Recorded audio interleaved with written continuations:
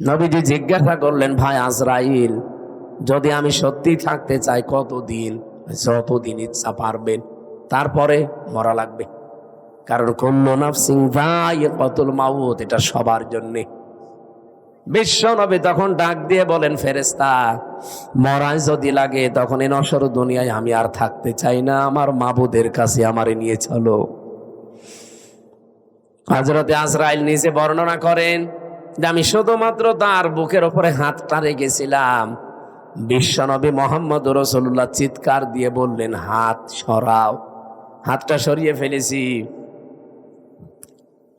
ফেরেশতা বলে, হুজুর, আমি আজ পর্যন্ত পৃথিবীতে কারো কাছে জান কবজের অনুমতি চাইনি, আজকেই প্রথম। তা আপনি হাত সরাতে বললেন, আমি কিন্তু জানি আল্লাহর পরে আপনার স্থান। এত আসানে, এত সহজে দুনিয়ায় কাউকে আমি কবজ করি নাই, যত আসানে শুধু হাতটা রেখেছিলাম। নবীজি বলেন, আজরাইল, এটাই যদি তোমার হাত রাখা হয়, মনে হচ্ছে উহুদ পাহাড় আমার বুকের উপরে রেখে দিয়েছে। আমি মুহাম্মদের শরীরে পৃথিবীর মানুষের তুলনায় ৭০ জন মানুষের শক্তি আমার শরীরে। এত শক্তি আল্লাহ আমার এই শরীরে দেওয়ার পরে তোমার হাত রাখলে যদি আমি হাত সরাতে বাধ্য করতে পারি, যে আমার আর সহ্য হয় না, উহুদ পাহাড় মনে হচ্ছে। আমার গুনাহগার উম্মত যারা দুর্বল, এদের কি আচরণ করবা? যত কষ্ট আছে দুনিয়াতে মরণের, সব আমার বুকের ওপরে আজকে দাও। আমার এতিম উম্মত যারা আমার পরে দুনিয়ায় থাকবে, এদের মরণে এত কষ্ট দিও না। হযরতে আজরাইল ওই দিন একটা গ্যারান্টি দিয়েছিলেন, নবী আপনি চিন্তা করবেন না, আপনার উম্মত যদি পৃথিবীতে কোরআনে কারীমের সূরা বাকারার 255 নাম্বার আয়াত, যেটা আয়াতুল কুরসি, এখানে 10টা ক্ষমতার কথা আছে আল্লাহর। আমি এমনিতে তা সূরা মুলুক পড়ি নাই। মুলুক মানে ক্ষমতা, মুলুক মানে রাজত্ব। এখানে 10টা বিষয় আছে। এই 10টা বিষয় যদি কোনো মানুষ নিজে পড়তে পারে ফরজ নামাজের পর, আর এই 10টা বিষয় যদি তার প্র্যাকটিক্যাল লাইফে আমল থাকে, এর উপরে যদি জীবন চালাতে পারে, আমি ফেরেশতা গ্যারান্টি দিলাম, মায়ের স্তনে মুখ লাগিয়ে মানুষ যেভাবে ঘুমিয়ে যায়, ঠিক ওইভাবেই সে ঘুমিয়ে যাবে। এরকম মরণ আমাদের দরকার নেই, বলুন? আয়াতুল কুরসিটার আমল চালাবেন, আর আপনি দেখবেন এর ভেতরে কি আছে। আমার যদি আয়াতুল কুরসির আলোচনা আজকে থাকতো, এই 10টা বিষয়ের ক্ষমতার বিস্তারিত বর্ণনা বলতাম।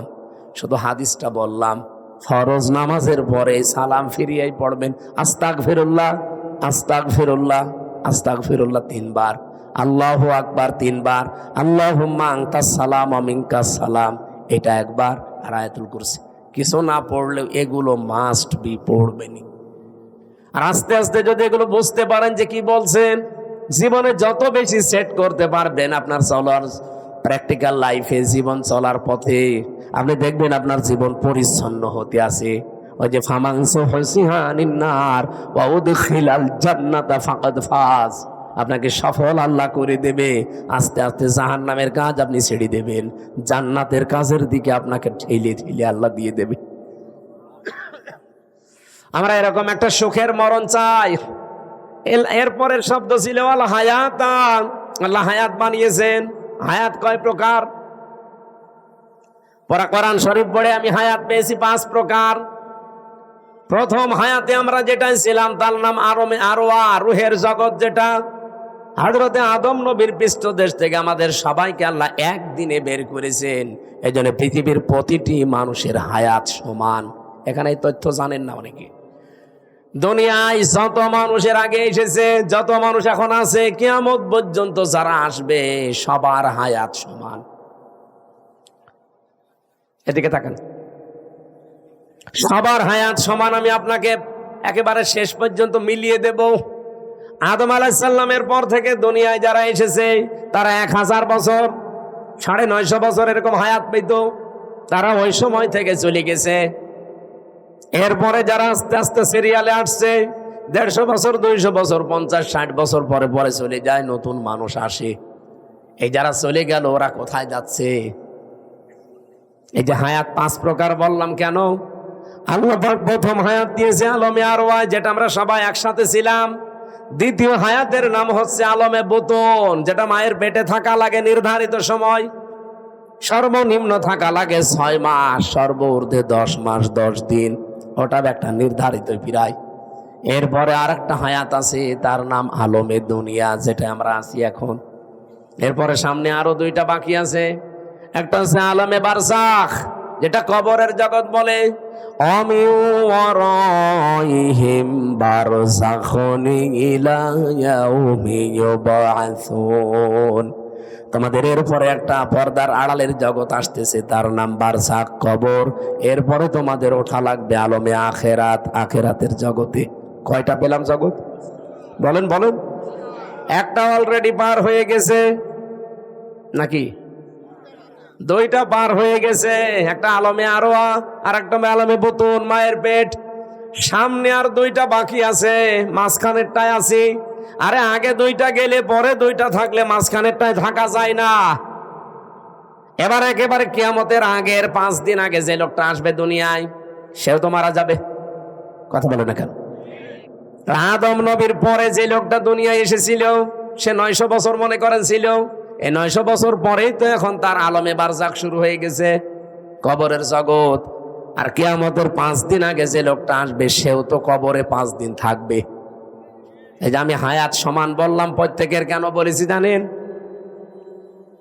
আমরা তো একদিনই আদমের পেট থেকে বের হয়েছিলাম, কিন্তু আগে পরে আসার কারণে প্রত্যেকের কবরের জগৎ কিন্তু একই। হয়তো তারা আগে পাল্টিয়েছে, আমরা পরে আসতেছি। আমরা চলে যাওয়ার পরে যারা আসবে, ওরা তো এখন ওই রকম কবরের জগতে আছে। বারজাখুন মানে কি? এই পর্দার আড়াল। এই যে পর্দা দেওয়া আছে, এর পেছনে যারা আছে, ওরা সিরিয়াল করে আসবে, আমরা ওখানে চলে যাব। তাহলে পৃথিবীতে যত মানুষ এসেছে আসবে, এখন আছে, সবার হায়াত কিন্তু সমান। হয়তো দুনিয়ার হায়াত একটু কম বেশি হয়, তাও 5 বছর, কেউ 10 বছর, কেউ 50-100 বছর। কিন্তু আলমে আখেরাতের যে জগৎ, বারজাখের জগৎ, আলমে যেটা ওই যে কি আরওয়ার জগৎ, রুহের জগৎ, এগুলো সবার জন্য সমান।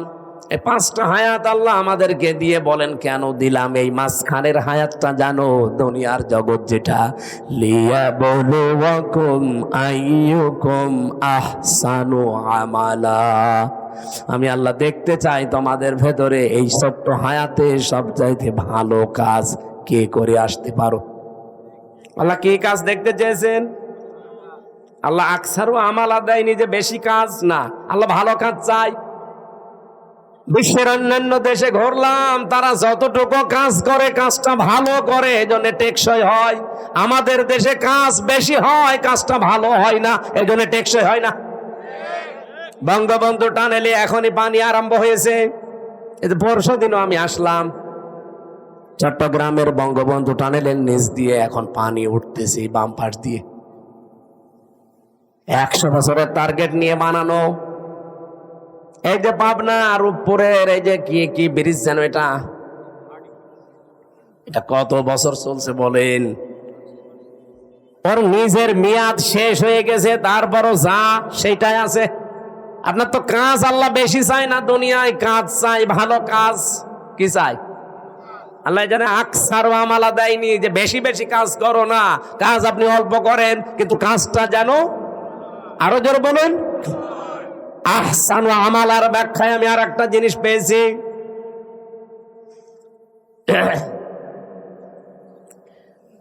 মরণের পরে যেহেতু একটা জিনিসের হিসাব আল্লাহ নিজে ধরবেন, তার নাম ওই যে মিজান। আমরা নাম শুনি যে মিজানের পাল্লায় আল্লাহ মাপ দিবেন।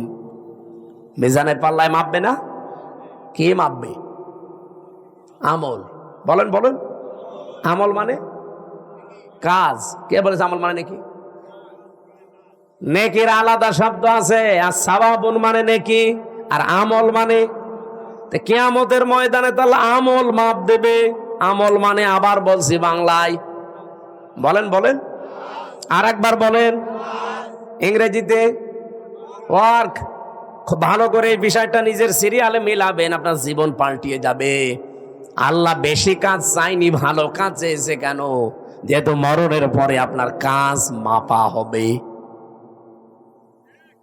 আমার এবার প্রশ্ন এই 2 জনের কাছে, আর এখানে যারা আছে আলেমরা, তাদের কাছে, সারা জীবনই শুনে আসলাম যে কিয়ামতের দিন আল্লাহ মাপ দেবে আমল কাজ। আর কি দিয়ে মাপবে? মিজানের পাল্লা দিয়ে। মিজানের পাল্লা মানে দাড়ি পাল্লা। এটা শুনিনি? কিয়ামতে যে আল্লাহ মাপবে কিসের পাল্লায়? দাড়ি পাল্লায় মাপবে। কোরআন হাদিসে কোন জায়গায় পড়িয়েছেন যে দাড়ি পাল্লায় আল্লাহ মাপবে? আর আপনার কমন সেন্স নেই?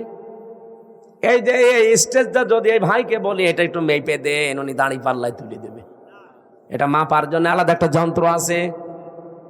কি দিয়ে মাপবে? ফিতা দিয়ে। এ কথা বলছেন না কেন? এই যে পানির বোতল দিয়েছিল, এখন যদি বলি ভাই পানিটা মেপে দেন, ফিতা দিয়ে মাপবে। কি দিয়ে? ওটা দাড়ি পাল্লা আছে, স্ক্যান আছে। আমার এখন জ্বর এসেছে, ওনারা যদি বলি ভাই মেপে দেন, পানির বোতল দিয়ে দেবে। কি দিয়ে? প্রত্যেকটা জিনিস দুনিয়াতে পরিমাপ করার যন্ত্র আছে। প্রতিটি জিনিস মাপ দেওয়ার আলাদা আলাদা যন্ত্র পাবেন, আর আলাদা আলাদা তাদের নামও আছে। এ পর্যন্ত বোঝেন কিনা? কিয়ামতের দিন যেহেতু আল্লাহ আমল মাপবে আমরা সবাই জানি, আর আমল মাপে দাড়ি পাল্লা দিয়ে যে 5 কেজি কাজ কোনোদিন 5 কেজি হয়? তাহলে কি মাপবে? যেহেতু আমল আল্লাহ মাপ দেবে, এটা দাড়ি পাল্লা দিয়ে কেউ আমল মাপে না, কোনো পাগলও মাপে না। আমল বা কাজ, ওয়ার্ক, এটা মাপতে হয়, পরিমাপ করার আলাদা যন্ত্র আছে, তার নাম গুরুত্ব। কাজ মাপতে হয় গুরুত্বের ভিত্তিতে।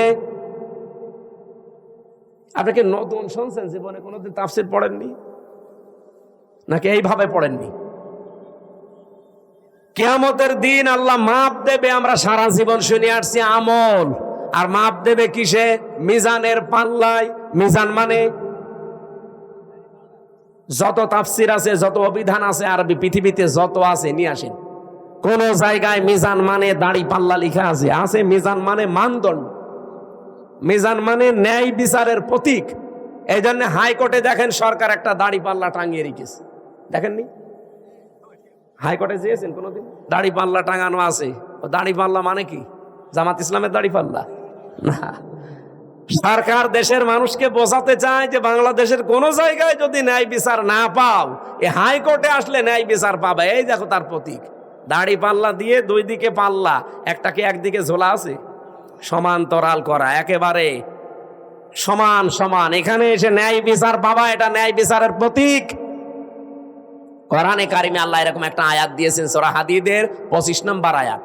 লাকাদ আরসালনা রুসুলানা বিল বাজ্জিনাত ওয়া আনসালনা মাআহুমুল কিতাবা ওয়াল মিজান লিয়াকুমান নাসু বিল কিসতি। এখানে 3টা বিষয় আছে।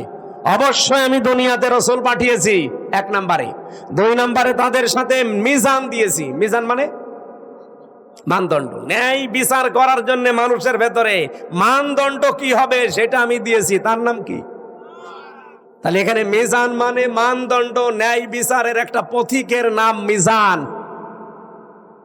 আর আমরা সবাই এখন জানলাম, যারা শিক্ষিত মানুষ জিজ্ঞাসা করে দেখেন, প্রত্যেকেই বলবে কাজ মাপতে হয়, আমল মাপতে হয়, এটা দাড়ি পাল্লা দিয়ে না, এটা মাপতে হয় গুরুত্বের ভিত্তিতে।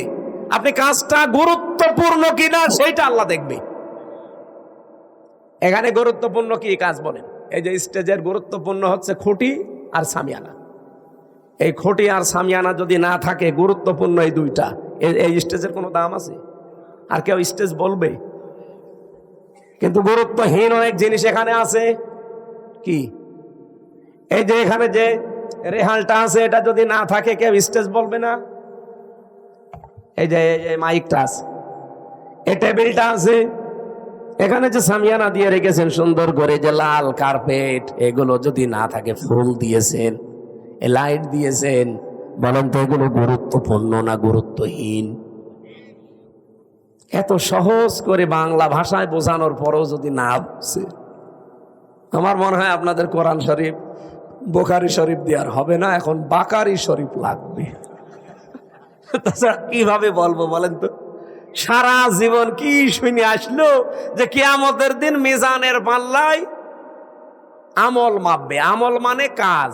এই কেজি, এইদিকে 5 কেজি গোনা তুলে দেবে, এইদিকে 6 কেজি নেকি তুলে দেবে, একদিকে ভার হয়ে যাবে, জান্নাতে চলে যাবে। আরে ভাই, আমল কাজ মাপে মানুষ দাড়ি পাল্লা দিয়ে? কোন পাগলে বিশ্বাস করবে? কাজ মাপতে হলে গুরুত্বের ভিত্তিতে মাপা লাগে। আমি এই ভাইকে বললাম, ভাই কুষ্টিয়ায় যান, এই কাজটা করে আসেন। বিকালে বেলা দেখে উনি কাজে না যেয়ে ওই নাটোরের মোড়ে মার্বেল খেলছে। আমার কথার গুরুত্ব দিয়েছে? কাজের গুরুত্ব দিয়েছে? আল্লাহ পৃথিবীতে গুরুত্বপূর্ণ কাজ দিয়েছেন আমাদের জীবনে 500টা। কয়টা? এই কোরআনে আছে 6666টা আয়াতের 500 আয়াত শরীয়তের বিধান গুরুত্বপূর্ণ, যেটাই খুঁটি আর সামিয়ানার মতো। এটা না থাকলে যতই আনুষঙ্গিক কাজ করেন একটা কাজের মূল্য থাকবে না, কারণ খুঁটি নেই, সামিয়ানা নেই, জীবনে এখানে কেউ আসবেও না স্টেজ বলি। আমি আশা করি কথা কি বোঝাতে চাই আপনি বুঝেছেন। জীবনের গুরুত্বপূর্ণ এই কাজগুলো আজ আমাদের নেই। গুরুত্বহীন যেগুলো, এই টিস্যু বক্স, এই যে এটা, এই যে সামিয়ানা, এই যে মাইক, এই কার্পেট, এগুলো না হলেও চলে, হয়তো ওইগুলো নিয়ে আমরা আজ মারামারি করছি। বলেন, ওইগুলো নিয়ে আজ বাংলাদেশে মারামারি শুধু দল বেদলে বিভক্ত, অথচ এই 500 আয়াত নিয়ে কোনো জায়গায় মারামারি হয় না। এই 500-র ভেতরে একটা আইন হচ্ছে আল আকিমুদ্দিন ওয়ালা তাতাফাররাকু ফি। এই জমিনে আল্লাহর দ্বীন কায়েম করা লাগবে, এখানে কোনো ফতোয়াবাজি চলবে না। এই জায়গায় কোনো ফতোয়া নেই, যত ফতোয়া সব মাথায় টুপি কয়কলি দিয়েছেন এটা নিয়ে। আরে রাজশাহী, চাঁপাইনবাবগঞ্জ, নওগাঁ, নাটোর, এগুলোতে আরো বেশি। আমিন জোরে বলবেন, আসতে বলবে, এই নিয়ে মারামারি করে। গুরুত্বপূর্ণ কাজগুলো আগে করেন, কারণ কিয়ামতে আল্লাহ এইটাই মাপবে। মানুষের কাজ মাপতে হয়, আমল মাপতে হয় গুরুত্ব কি, গুরুত্বর সাথে। গুরুত্বহীন না গুরুত্বপূর্ণ, এইটা আল্লাহ দেখবে।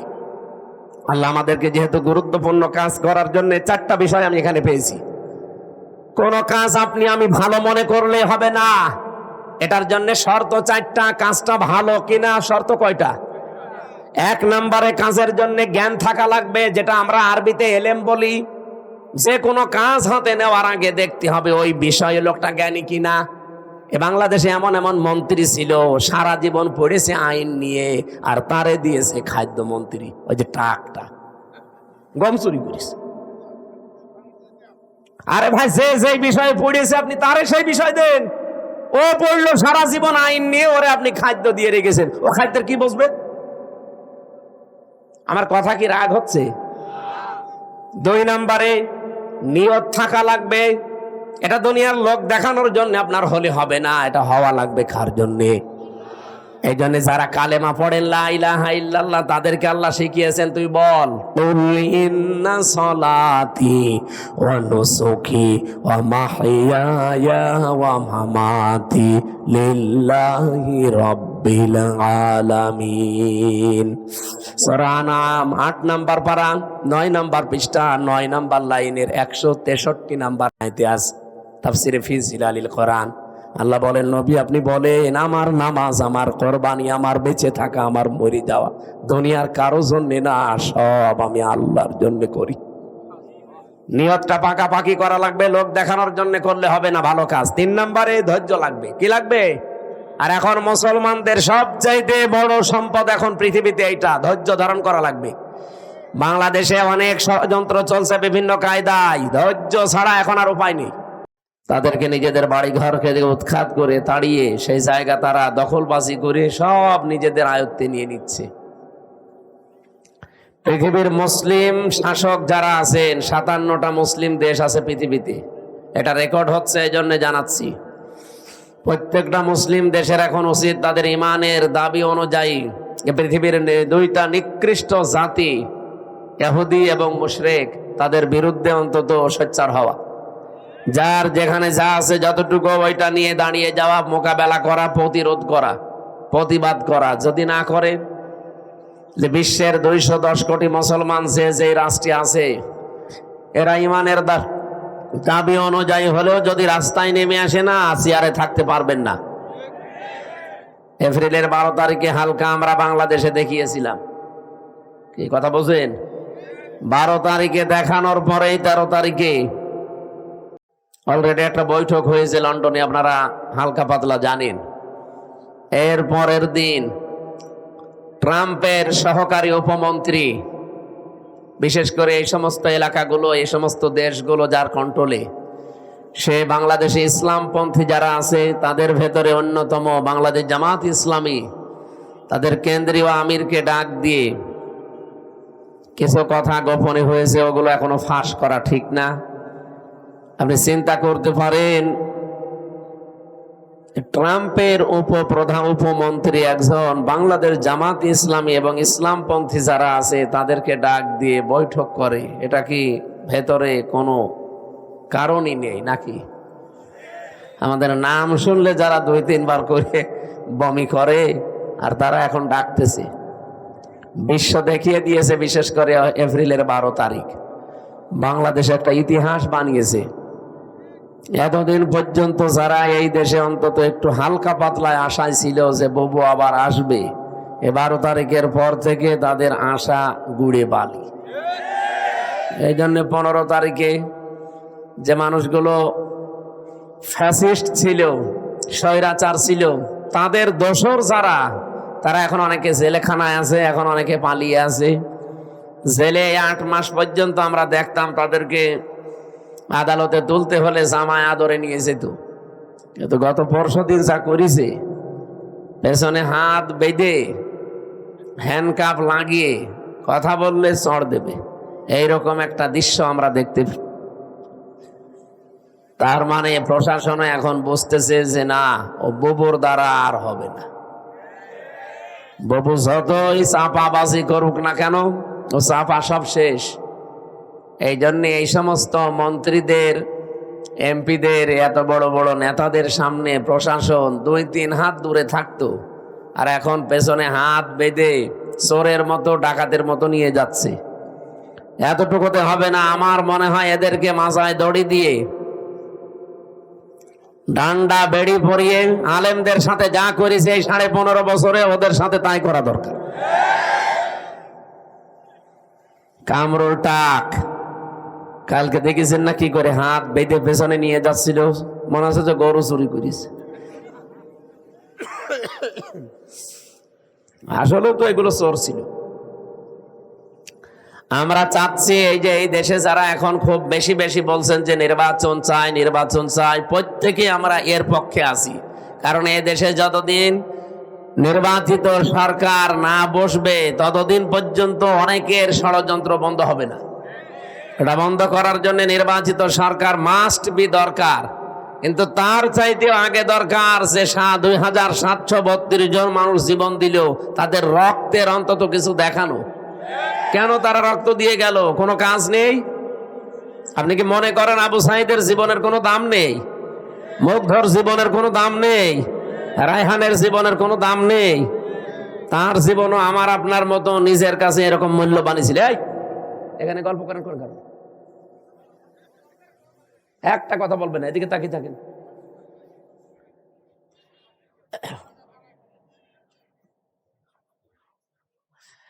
তারাও মূল্যবান ছিল, তাদের জীবনও তাদের কাছে আমাদের মতোই মূল্যবান ছিল।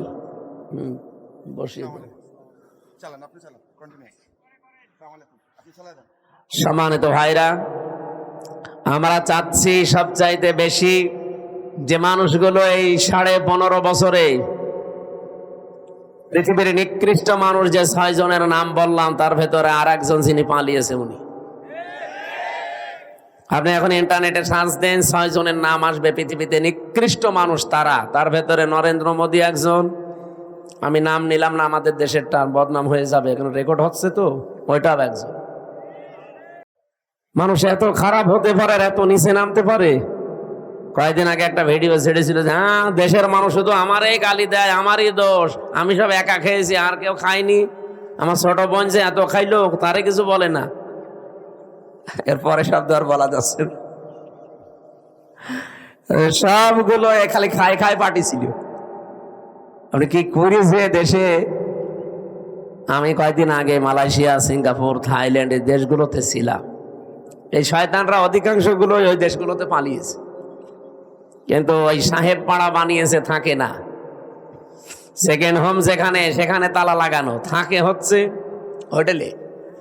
যে হোটেলে উঠি দেখি নিচে 2 জন বসে চা খাচ্ছে। কি গো হুজুর, আমরা আগেই পালিয়েছি। পালালেন কেন? এমন কাজ কেন করা লাগবে যে অন্তত চেয়ার শেষ হলেই পালানো লাগে? আর আপনি পালিয়ে হোটেলে কয়দিন থাকবেন? আপনার না 620টা বাড়ি, একটা বাড়িতেও তো থাকতে পারেন না। আপনার মাথা খারাপ হয়ে যাওয়ার কথা না যে একটা লোক 620টা বাড়ি, ও এক একটা বাড়িতে যদি 1 বছর করেও থাকে।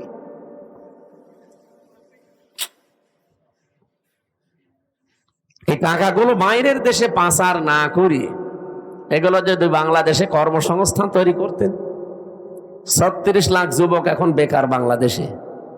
এই মানুষগুলো দেখলাম বাইরের দেশে যে রাস্তা ঝাড়ু দেয়, রুটি বানায়, থালা বাসন মাজে, পায়খানা সাফ করে। এরা দেশে টাকাগুলো পাচার না করলে এই দেশের টাকা দিয়ে সম্মানজনক কর্মজীবন তৈরি করা যেত, কিন্তু নিজের এখন আর ভোগ করতে পারছেন না। আমাদের কপালেও আপনারা আগুন লাগিয়ে গেলেন। কি ঋণ এখন জানেন? এই দেশে এখন কেউ জন্ম নিলে 1,02,000 টাকা ঋণ তার মাথার উপরে, অথচ এগুলো সব জন্য দায়ী এই 1628 জন মানুষ মাত্র। এই 1628 জন যদি ঠিক হয়ে যেত না, এই দেশটা মালয়েশিয়ার মতো ঠিক 2004 সাল থেকে দাঁড়িয়ে যেত।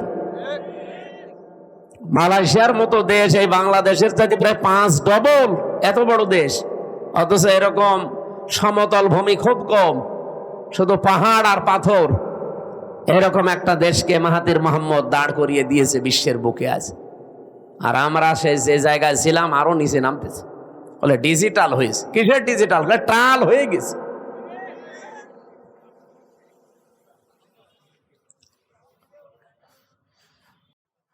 আমরা চাই নির্বাচন কালকেই দিয়ে দেন, কিন্তু 1628 জনের একজনও চেয়ারে থাকা যাবে না।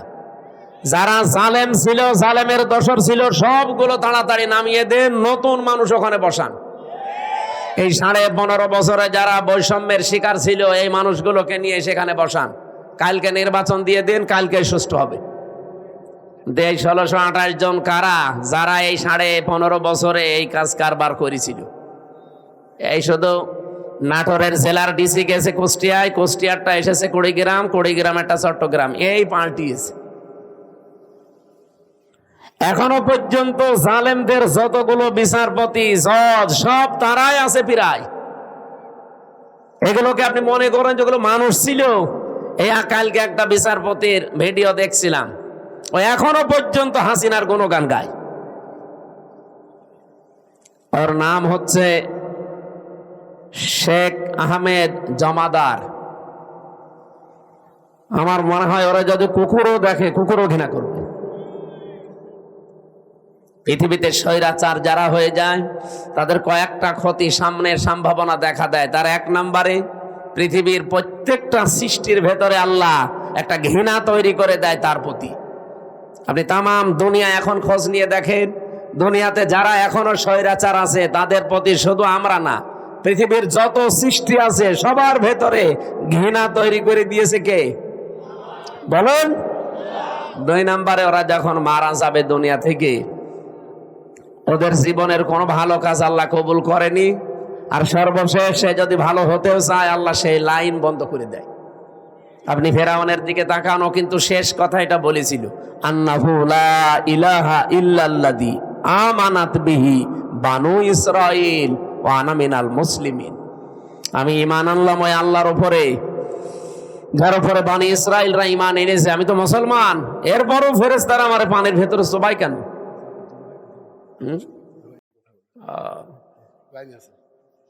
সালাম আলাইকুম দুলা ভাই। না না, ঠিক আছে।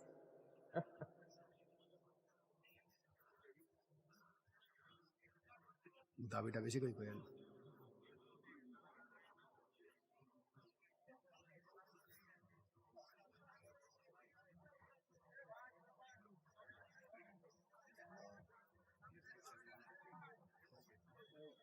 আপনার পরিচয় না, আপনার সাথে আমার এমনিও পরিচয় আছে। আমি আপনার বাড়িতে যাইছিলাম না রামসার কাজীপুরে, আমি 2 বার গেছি।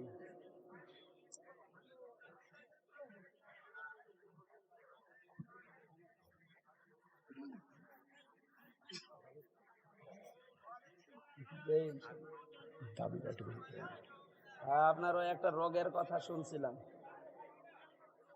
হ্যাঁ হ্যাঁ হ্যাঁ, আলহামদুলিল্লাহ।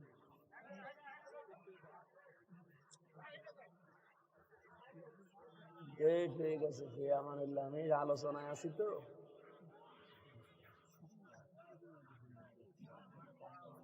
আল্লাহ হাফিজ, আসসালামু আলাইকুম। প্রধান অতিথি আজকের আমাদের অ্যাডভোকেট রুহুল কুদ্দুস তালুকদার দুলু সাহেব। এত গরম লাগে কেন? একটু ঘুরিয়ে দিলে ভেতরে ঘেমে গেলে তো আবার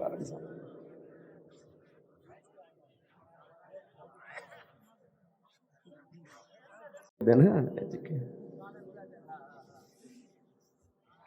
ফ্যান মনে হচ্ছে যে রওশন এরশাদের মতো, এর জীবন যৌবন সব শেষ হয়ে গেছে। এই তো টুকু যদি বাতাস না আসে।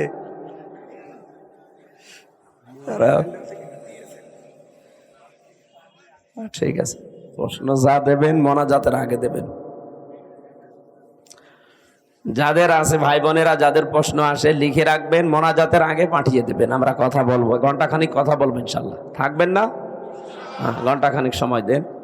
যেহেতু তাফসিরুল কোরআন মাহফিল লিখেছেন, নির্ধারিত আয়াতের উপরে আমরা তাফসিরের মূল নীতি 15টা, যতটুকু পারি আমরা চেষ্টা চালাচ্ছি। কথা বন্ধ করে অ্যাক্টিভ হন এদিকে।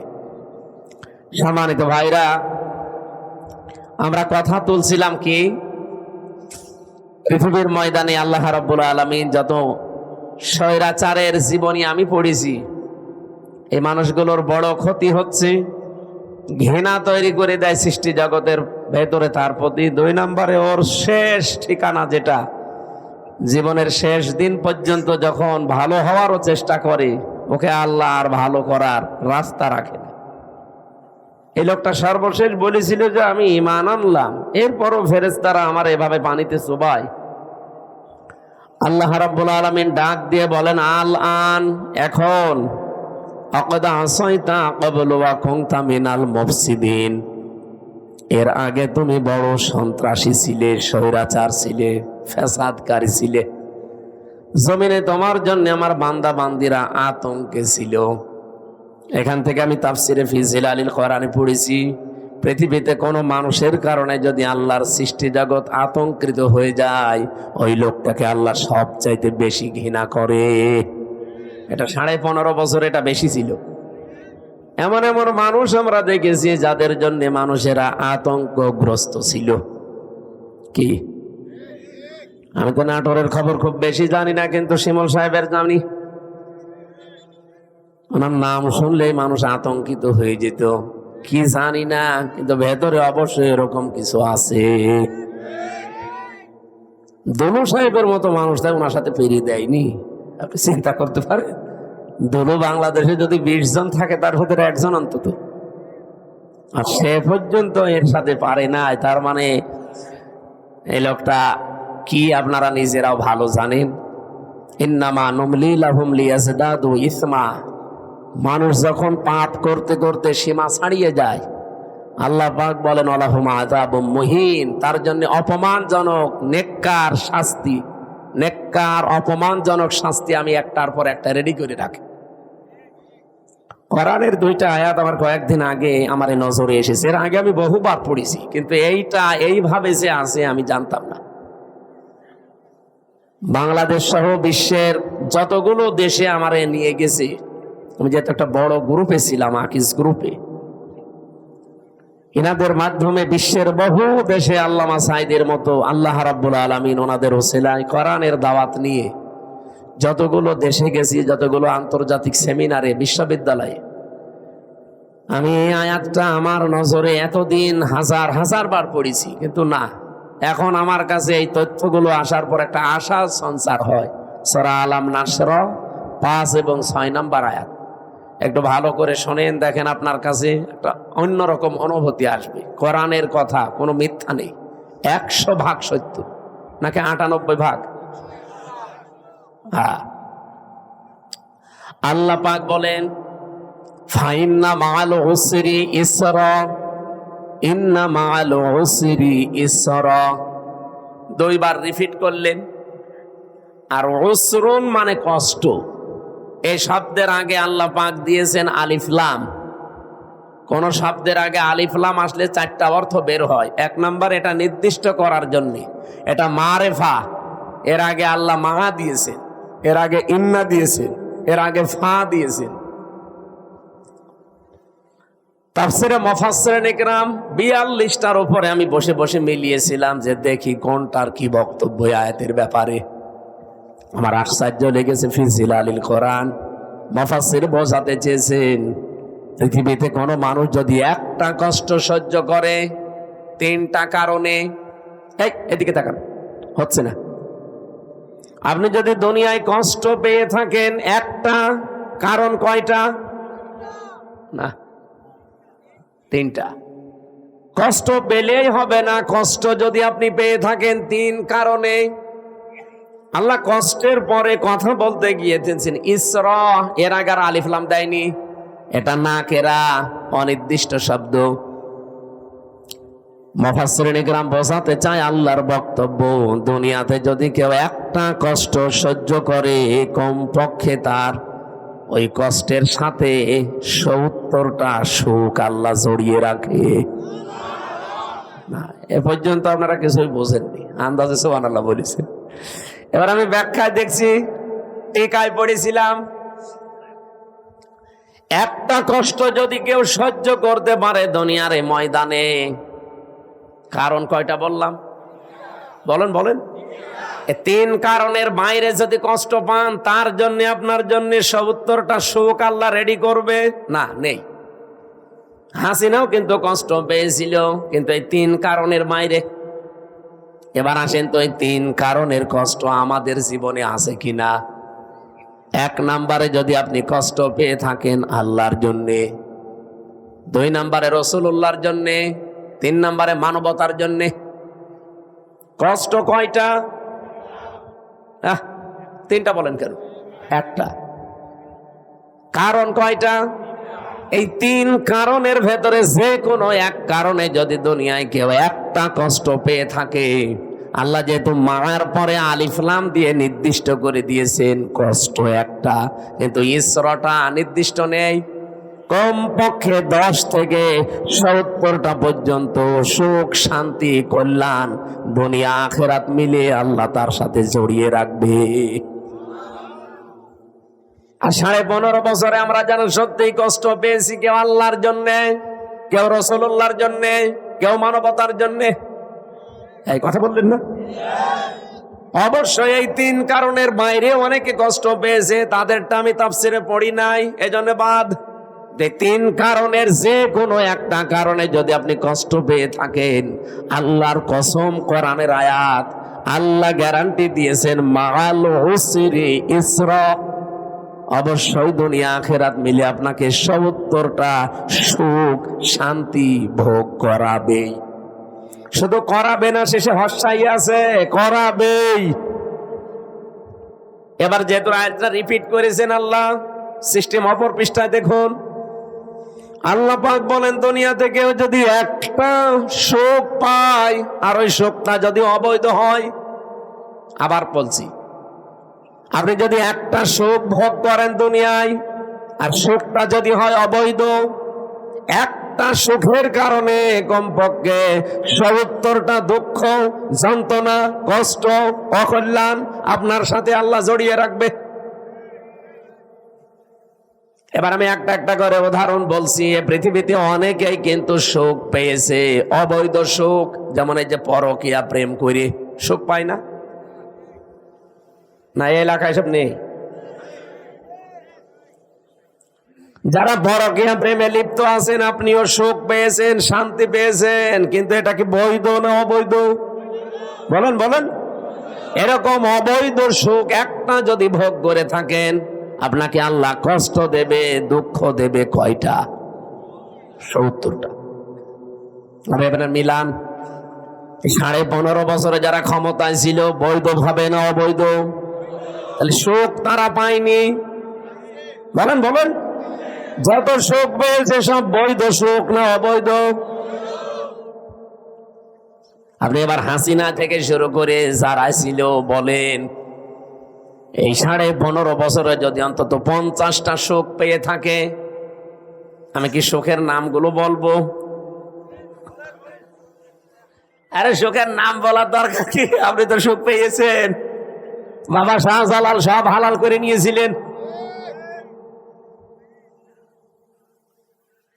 যেটা আপনার না, জোর করে সেটা আপনি দখল করে নিয়েছিলেন। নবীজির হাদিস আমি পড়েছিলাম প্রথমে, এটা হযরতে আবু যর থেকে বর্ণিত। বিশ্ব নবী বলেন, মানিদ্দাআ মা লাইসা লাহু ফালাইসা মিন্না ওয়ালিয়াতাবাওয়া মাকআদাহু মিনান নার। মুসলিম শরীফের হাদিস। এদিকে তাকান। এক নম্বরে নবীজি বলেন, দুনিয়ার এই ময়দানে যেটা তোমার না, জোর করে যদি ওটা কেউ জোর জবরদস্তি করে দখল করে নেয়, দুইটা শাস্তি তার জীবনে মাস্ট বি হবে। এক নম্বরে ওই দিন থেকে ফালাইসা মিন্না, ও আমার উম্মত থেকে বের হয়ে গেছে। দুই নম্বরে ওয়ালিয়াতাবাওয়া মাকআদাহু মিনান নার। আল্লাহ পাক বলেন, নবীজি বলেন, এটা মুসলিম শরীফ যেহেতু নবীজির কথা, ও নিজের জায়গা যেন জাহান্নামে একটা লিখে বরাদ্দ করে রেখে দিয়েছে। হ্যাঁ, এখানে হাদিসের ব্যাখ্যায় মুহাদ্দিস যারা, তারা ব্যাখ্যা করতে গিয়ে দিয়েছেন, যে জিনিস আপনার না, ওইটা যদি আপনি আবার নিয়ে নেন, আপনার জন্য এই দুইটা শাস্তি। কিন্তু আপনার জিনিস যদি কেউ দখলে রাখে, ওইটা যদি আপনি ফেরত নেন, এটার জন্য আপনার ওই দুইটা শাস্তি নেই। বোঝেননি? আমি জানি না। আপনার যে জিনিস দখল করে নিয়েছে একজন, আপনি যদি এখন কিছু পেয়ে ওইটা আবার নিজের আয়ত্তে নিয়ে নেন, আপনার জন্য হাদিসে বর্ণিত ওই দুইটা শাস্তির একটাও হবে না। কিন্তু যে জিনিস আপনার না, জোর করে যদি আপনি নিজের দখলে দুনিয়ায় নিয়ে নেন, আপনি ওই দিন থেকে নবীর উম্মতের বাইরে চলে গেছেন। আপনি নামাজ পড়তে পারেন, রোজা রাখতে পারেন, হজ করতে পারেন, কিন্তু নবীর উম্মত আপনি আর নেই। হ্যাঁ, কিন্তু ওটা যদি আপনারই ছিল, দখল করেছিল একজন, সেটা আপনি আবার ফেরত পেয়েছেন, আপনার জন্য শাস্তি না? এই বাংলাদেশে অনেকের নামে আমরা দেখি, খালি চাঁদাবাজির কথা শুনলে, একজনের জিনিস নিয়ে নিয়ে, এটা শুনলে খালি এক দলের প্রতি আর এক দলের প্রতি এই যে কাদা ছোড়াছড়ি চলছে। আরে ভাই, আপনাকে আগে বাস্তবতা বোঝা লাগবে। যে লোকটার কাছ থেকে 15.5 বছরে আপনি কত কিছু নিয়েছেন, নিজের বিবেককে জিজ্ঞাসা করেন। এই মানুষগুলো যদি এখন সেগুলো ফেরত পায়, ফেরত নিয়ে নেয়, সে তো আর জোর জবরদস্তি করে নেয়নি, তার নিজের জিনিস সে নিয়েছে। এরকম কিছু যদি হয়ে থাকে, তাহলে হাদিসের এই দুইটা শাস্তি তার জন্য না। আমি আবার বলছি, আমি আমি নিজে একজন ভিকটিম। এই 15.5 বছরের ভেতরে, বিশেষ করে 3 বছর জেলে থাকাকালীন, আমার বাবার বৈধ সম্পদ, এবং আমি চাকরি করতাম আকিস গ্রুপে, খতিব ছিলাম, সেখান থেকে তারা অবৈধভাবে বহু টাকা এমনিতেই নিয়েছিল। নাকি আমার কাছে টাকা পাইতো? বলেন। আমার ধরার পরে বলেছিল 50টা মামলা দেব, এক্ষুনি 10 লাখ টাকা দেওয়া লাগবে। বাবা তো গ্রাম্য মানুষ, জমি জায়গা বিক্রি করে যা তা করে ওরে 8 লাখ সঙ্গে সঙ্গে দিয়েছিল। ও শয়তান, তারপরও আরেকটা মামলা দিয়েছে। এভাবে খেপে খেপে বাবার কাছ থেকে প্রায় 32 লাখ টাকা নিয়েছে। আকিস গ্রুপের কাছেও নিয়েছে প্রায় 30-32 লাখ। 3 বছরে বলেন তো, এত টাকা যারা নিল, ওই টাকার মালিক তো তারাই, আর ওগুলো বৈধ মালিক। এখন যদি ওই টাকাগুলো আমি ফেরত চাই, আমার অন্যায় হবে, কারণ জিনিস তো আমারই। আপনি তো জোর করে জবরদস্তি করে উল্টাপাল্টা মামলা দিয়ে টাকাগুলো নিলেন। এখন আপনার বিরুদ্ধে মামলা দিলে ওই টাকা যদি সরকার আমারে ফেরত দেয়, তে আমার দোষ কিসের? আমার জিনিস আমি ফেরত পেয়েছি। কয়দিন আগে যে সিরাজগঞ্জ গোল চত্বরে বসেছিলাম, তারেক জিয়া সাহেবের গ্রামে গিয়েছিলাম এক মাহফিলে, গাবতলী থানা না, ওই গ্রামে গিয়েছিলাম আগস্টের 5 তারিখের আগে। স্টেজ থেকে তাড়তে তাড়তে মাঠের ভেতরে ওসি সহ আমারে প্রায় 1-1.5 কিলোমিটার তাড়িয়েছে। পা মা কেটে ওই দিন আমার গাড়িটা ড্রাইভারটা ধরে আটকে রেখে দিয়েছিল। পরবর্তীতে যাদের পাঠালাম তাদের বলেছে টাকা দিতে বলেন। কিসের টাকা? দেওয়া লাগবে। 1,13,000 টাকা গুছিয়ে দিয়েছিলাম বিভিন্ন জায়গা থেকে। ওই দিন তো আমি নিজেই পালিয়ে বেড়াচ্ছি। ওটা মে মাসের মনে হয় শেষের দিকে হবে। আগস্টের 5 তারিখের পরে সেই দেশ পরিবর্তন হয়ে গেছে, ওর নামে বিভাগীয় মামলা হয়েছে। ওরে এখান থেকে পাঠিয়ে দিয়েছে কক্সবাজারের টেকনাফে। ওর বন্ধু এখানে চাকরি করে, আর একজন খোঁজ পেয়েছে যে আমার মাহফিল সিরাজগঞ্জে, ওই জায়গা থেকে চলে এসেছে। এসে আমি চা খাচ্ছিলাম, হঠাৎ করে এসে বলছো, হুজুর আসসালামু আলাইকুম, আমারে মাফ করে দেন। কে আপনি? বলছে আমি সেই ওসি আজাদ। আরে ভাই আপনারাই খুঁজছি, এদিকে আসেন। আপনারাই খুঁজতেছি। আপনি যে বেকার আমার গাড়িটা আটক করে নিয়ে এতগুলো টাকা নিলেন, আর আমার যে তাড়া দিয়েছিলেন, হুজুর আমার বিভাগীয় মামলা হয়েছে, আমার চাকরি মনে হয় থাকবে না, আমারে দিয়েছে সেই বান্ধ কি কক্সবাজারের টেকনাফে। আমি অনেক কষ্ট করে এসেছি আমার এই বন্ধুর মাধ্যমে খোঁজ নিয়ে, আপনি আমারে মাফ করে দিয়েন। কোনো অনুষ্ঠানে যেন অন্তত আমার নামে কিছু বললেন না। আমি কিছু বলবো না, আগে টাকা ফেরত দিন। আচ্ছা টাকা নেই, টাকা নেই তো কিসের মাফ? 7 দিন সময় দিলাম, টাকা ফেরত দেওয়া লাগবে। আপনাদের এই নাটোরের সন্তান একজন ছিল আব্দুল বাড়ি রশিদি, এই যে সিংড়ায় বাড়ি, ওই ভাইয়ের গাড়ি আটকিয়েছিল। শেষ পর্যন্ত এখানে ডিস্টার্ব করা যাবে না, থাক এখানে দাঁড়িয়ে থাক ভাই, আপনি জানেন, আপনি এখানে এসে বসেন তো ভাই।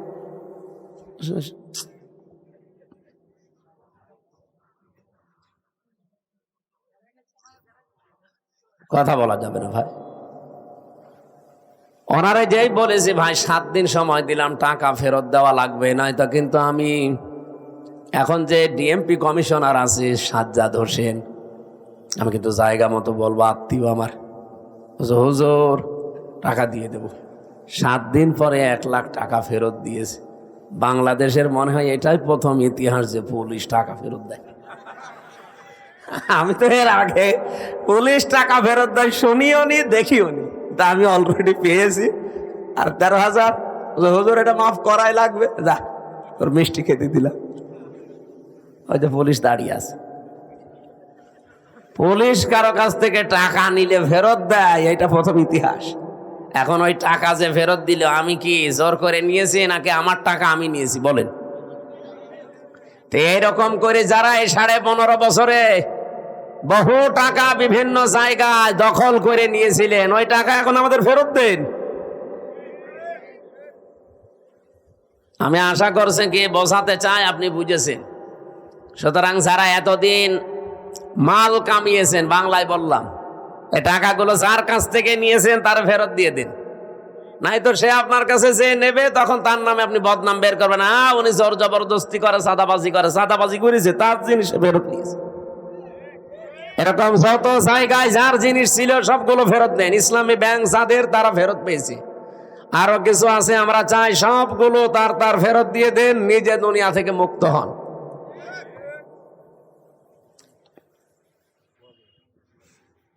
একজন ওসিকে পেয়েছিলাম জেলখানায়, আমি তো ফাঁসির কন্ডেম সেলে থাকতাম সব সময়। উনি আমার এসে একদিন বলছো, হুজুর আপনি তো তওবার কথা বলেন। আমি ওখানে ভেতরে ওই ওয়াক্তীয় নামাজ পড়াতাম, আমার পেছনে নামাজ পড়ার জন্য অনেকে আসত।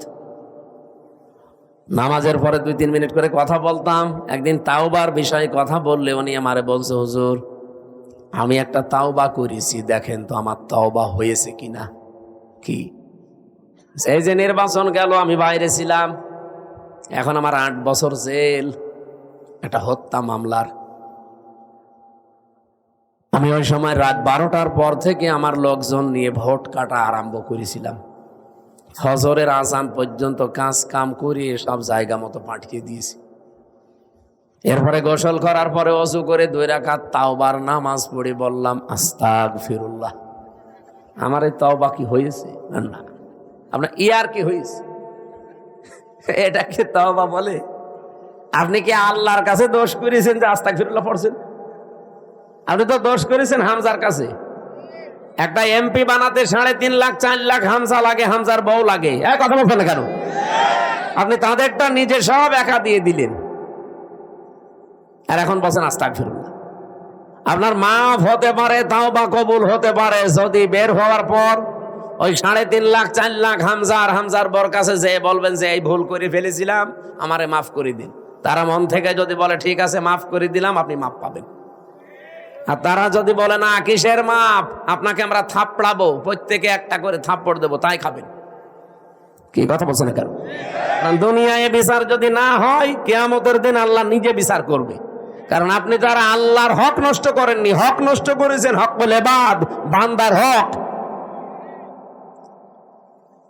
কিন্তু আপনার জন্য আমার আফসোস, আপনি হয়তো 8 বছর জেল খাটার পরে বের হয়ে যাবেন, বের হয়ে দেখবেন অনেক হামসা দুনিয়া থেকে মারা গেছে। কি অনেক হামসার বউ দুনিয়ায় নেই, তারাও মারা গেছে। আপনি তাদের কাছে মাপ চাবেন কি করে? এটা আপনার জন্য সবচাইতে বড় ভয়ঙ্কর বিষয়। 15.5 বছরে যারা অবৈধ সুখ পেয়েছেন, একটা আপনার জন্য 70টা অপমান অপেক্ষা করছে। এই কথা বলে থাকেন, আমি এটা বানিয়ে বলছি। সূরা আলাম নাসরা 5 এবং 6 নম্বর আয়াত বাড়ি যে মিলিয়ে দেখবেন এই কথাগুলো আছে। দুনিয়াতে যদি কেউ অবৈধ একটা সুখ ভোগ করে থাকেন, মাস্ট বি তার জীবনে কমপক্ষে 70টা অকল্যাণ, দুঃখ, কষ্ট আমার আল্লাহ এর সাথে সাথে রেডি করে রেখেছেন। এই জন্য আল্লাহ মার পরেই দিয়েছেন ওসর। আল্লাহ মাটা না দিলে অর্থ হয়ে যেত ইন্নাল উসরি ইসরা, অর্থ হয়ে যেত। কেন আল্লাহ ইন্নার পরে মা দিলেন? আমি চিন্তা ভাবনা করে কোরআন পড়ি, আন্দাজে কোনো বিষয় আমার ভেতরে যায় না, আমি পড়িও না ওইভাবে যে আমি পড়িয়েই যাব, আন্দাজে না, যে কোনো শব্দ নিয়ে আমি চেষ্টা করি এর একেবারে নিচে যাওয়ার। আমার এই ছোট্ট মাথার ভেতরে এখন এই গবেষণাটা এসেছে, দুনিয়ায় যদি কেউ একটা অবৈধ সুখ ভোগ করে থাকেন, আল্লাহ পাক দুনিয়া আখিরাত মিলে আপনাকে অপমান করবে কমপক্ষে 70টা। এতদিন যারা এগুলো ভোগ করেছেন, বলেন তো এই 15.5 বছরে যদি 50টা সুখ ভোগ করে থাকেন, তাহলে এক একটা 70টা হলে 50টা সুখ ভোগ করলে কতগুলো অপমান? হ্যাঁ, 350, 3,500, 3,500 দুঃখ, কষ্ট, অপমান, অকল্যাণ আপনার দুনিয়াতে আখেরাতে মিলে আল্লাহ দান করবে। তারপরে চট করে ঢুকে পড়বেন, অবশ্য এখনই চট করে চলে আসবে। আরে ভাই, এতগুলো দুঃখ আপনি কে নেবে? আপনার কি, আপনার তো বাবা নেই, বাবা কি ভোগ করবে? আপনার জীবনে ভোগ করা লাগবে। এক একটা সুখ ভোগ করার কারণে কি সুখে ছিলেন এবার নিজে মিলান। 15.5 বছরে যারা সুখ পেয়েছেন, একটা অবৈধ সুখের কারণে 70টা করে কষ্ট আপনার পেছনে লেগে আছে। এই জন্য মা আছে, যারা আরবি গ্রামার বোঝো যে জিজ্ঞাসা করেন। আমি আবার বলছি, দুনিয়াতে সত্যি যদি আমরা কেউ আল্লাহর জন্য কষ্ট পেয়ে থাকি, মানবতার জন্য কষ্ট পেয়ে থাকি, রাসূলুল্লাহর জন্য কষ্ট পেয়ে থাকি, একটা কষ্টের জন্য কমপক্ষে দুনিয়া আখিরাতে 70টা সুখ আল্লাহ রেডি করে রেখেছেন। এই জন্য আমরা আশায় বুক বাঁধি, যত কষ্ট এই দেশের মানুষেরা আল্লাহর জন্য, রাসূলুল্লাহর জন্য, ইসলামের জন্য, মানবতার জন্য সহ্য করেছি, আগামীর এই দেশ আমার আল্লাহ অবশ্যই অবশ্যই কোরআনের হাতে দেবেন। কোরআনে কারিম দিয়ে যদি এই দেশটা চলে, এর ভেতরে 500 আয়াত আছে শরীয়তের বিধান, 6,666টা আয়াতের মাত্র এই 500 বিধান যদি দেশে রাষ্ট্রীয়ভাবে কায়েম হয়ে যায়, আপনি দেখবেন এই দেশটা একটা মিনি জান্নাত হয়ে গেছে। আরে মরণের পরে জান্নাত পাওয়া যাবে সেটা তো অনেক পরে। প্রতিদিন যে দোয়া করেন, রব্বানা আতিনা ফিদ দুনিয়া হাসানা ওয়া ফিল আখিরাতি হাসানা ওয়া কিনা আযাবান্নার, আল্লাহ দুনিয়া দাও আগে, এরপরে আখিরাত দিও। কেউ কি আগে বলে আখিরাত দিও তারপরে দুনিয়া দিও? বলে কেউ? কেউ বলে না। আর আল্লাহ এভাবে শেখানো নি, উনি শিখিয়েছেন ধারাবাহিক।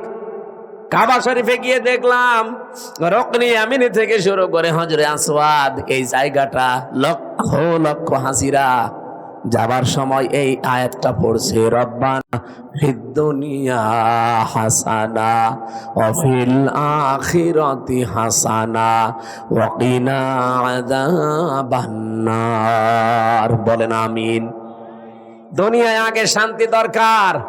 দুনিয়ায় শান্তি, স্বস্তি, নিরাপত্তা যদি সত্যি আমরা পেতে চাই, এটার বিকল্প দুনিয়ায় কিচ্ছু নেই।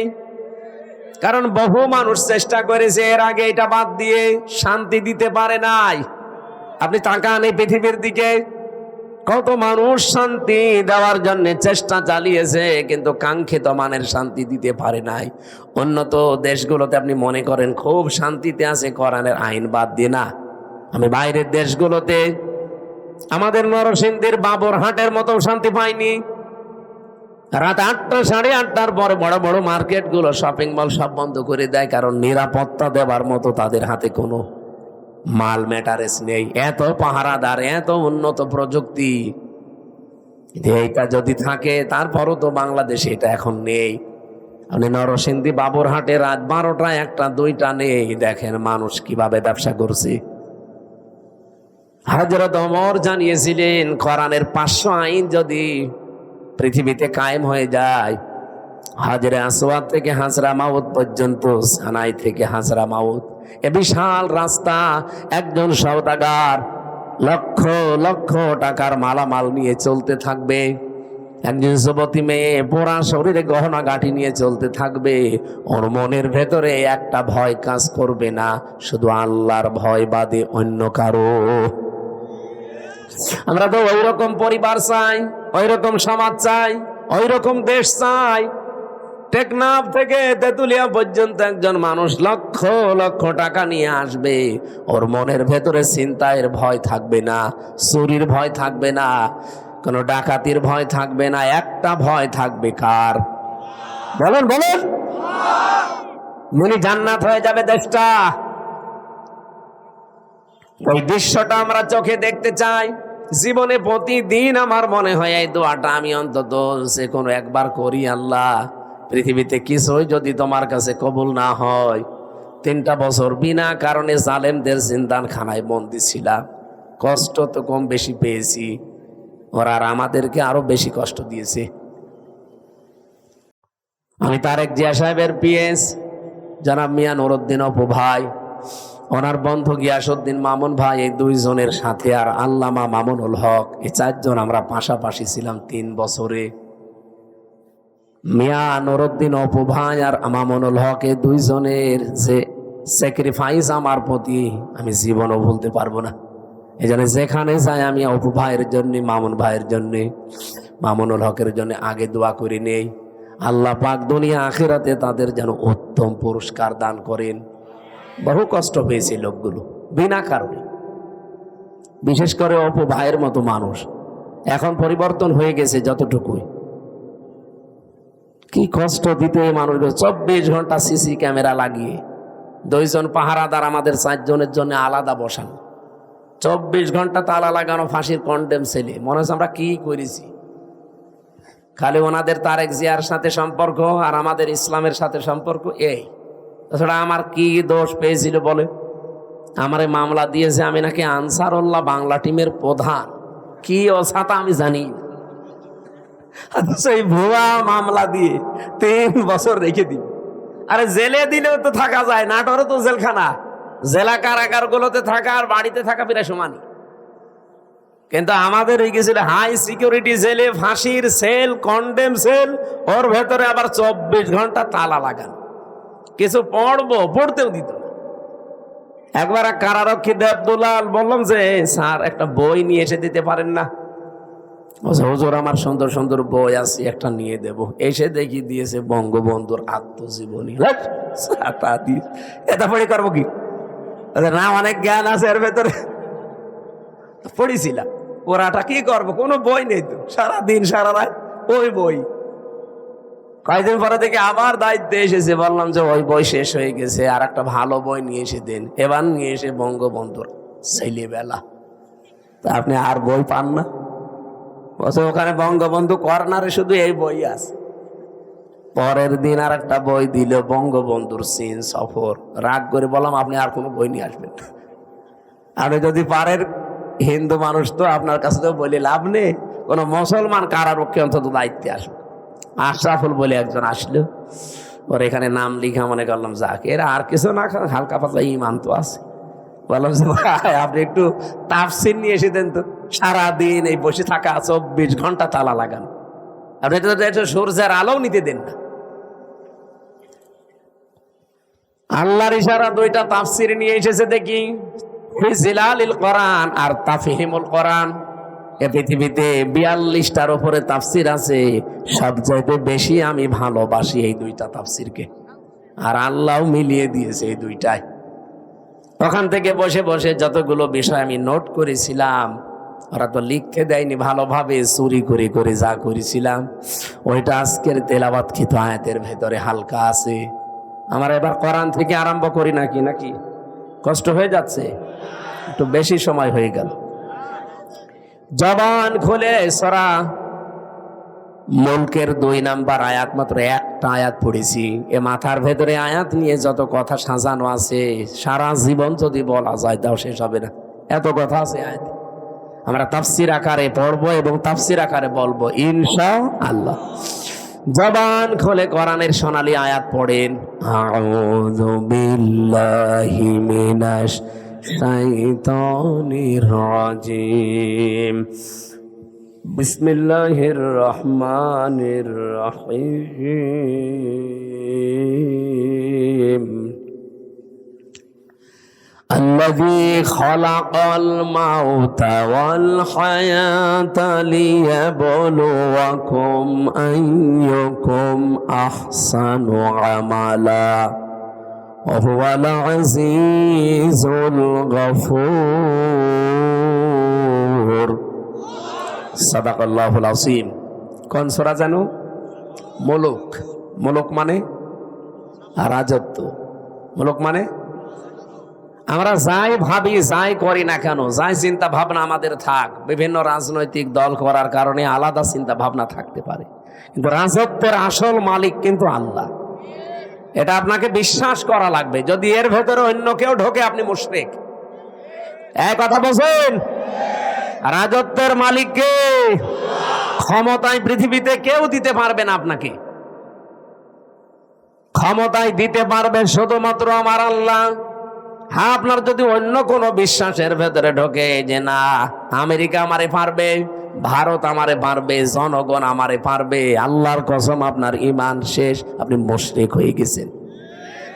কিয়ামতের দিন আমল আখলাক যদি মানুষের কমও থাকে, কিন্তু ঈমানটা যদি তার নির্ভেজাল থাকে, আমার আল্লাহ তারে মাফ করে দেবে।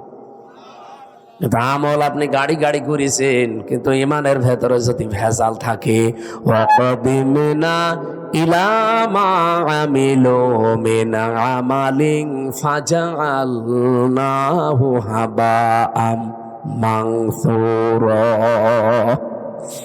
এই পৃথিবীতে কোন মানুষ যদি শিরিক যুক্ত আমল নিয়ে আল্লাহর কাছে হাজির হয়, যে এই দেখেন ওর আমলটা, দেখার পরে আল্লাহ ধুলি কণার মতো ওর মুখের উপরে নিক্ষেপ করবে।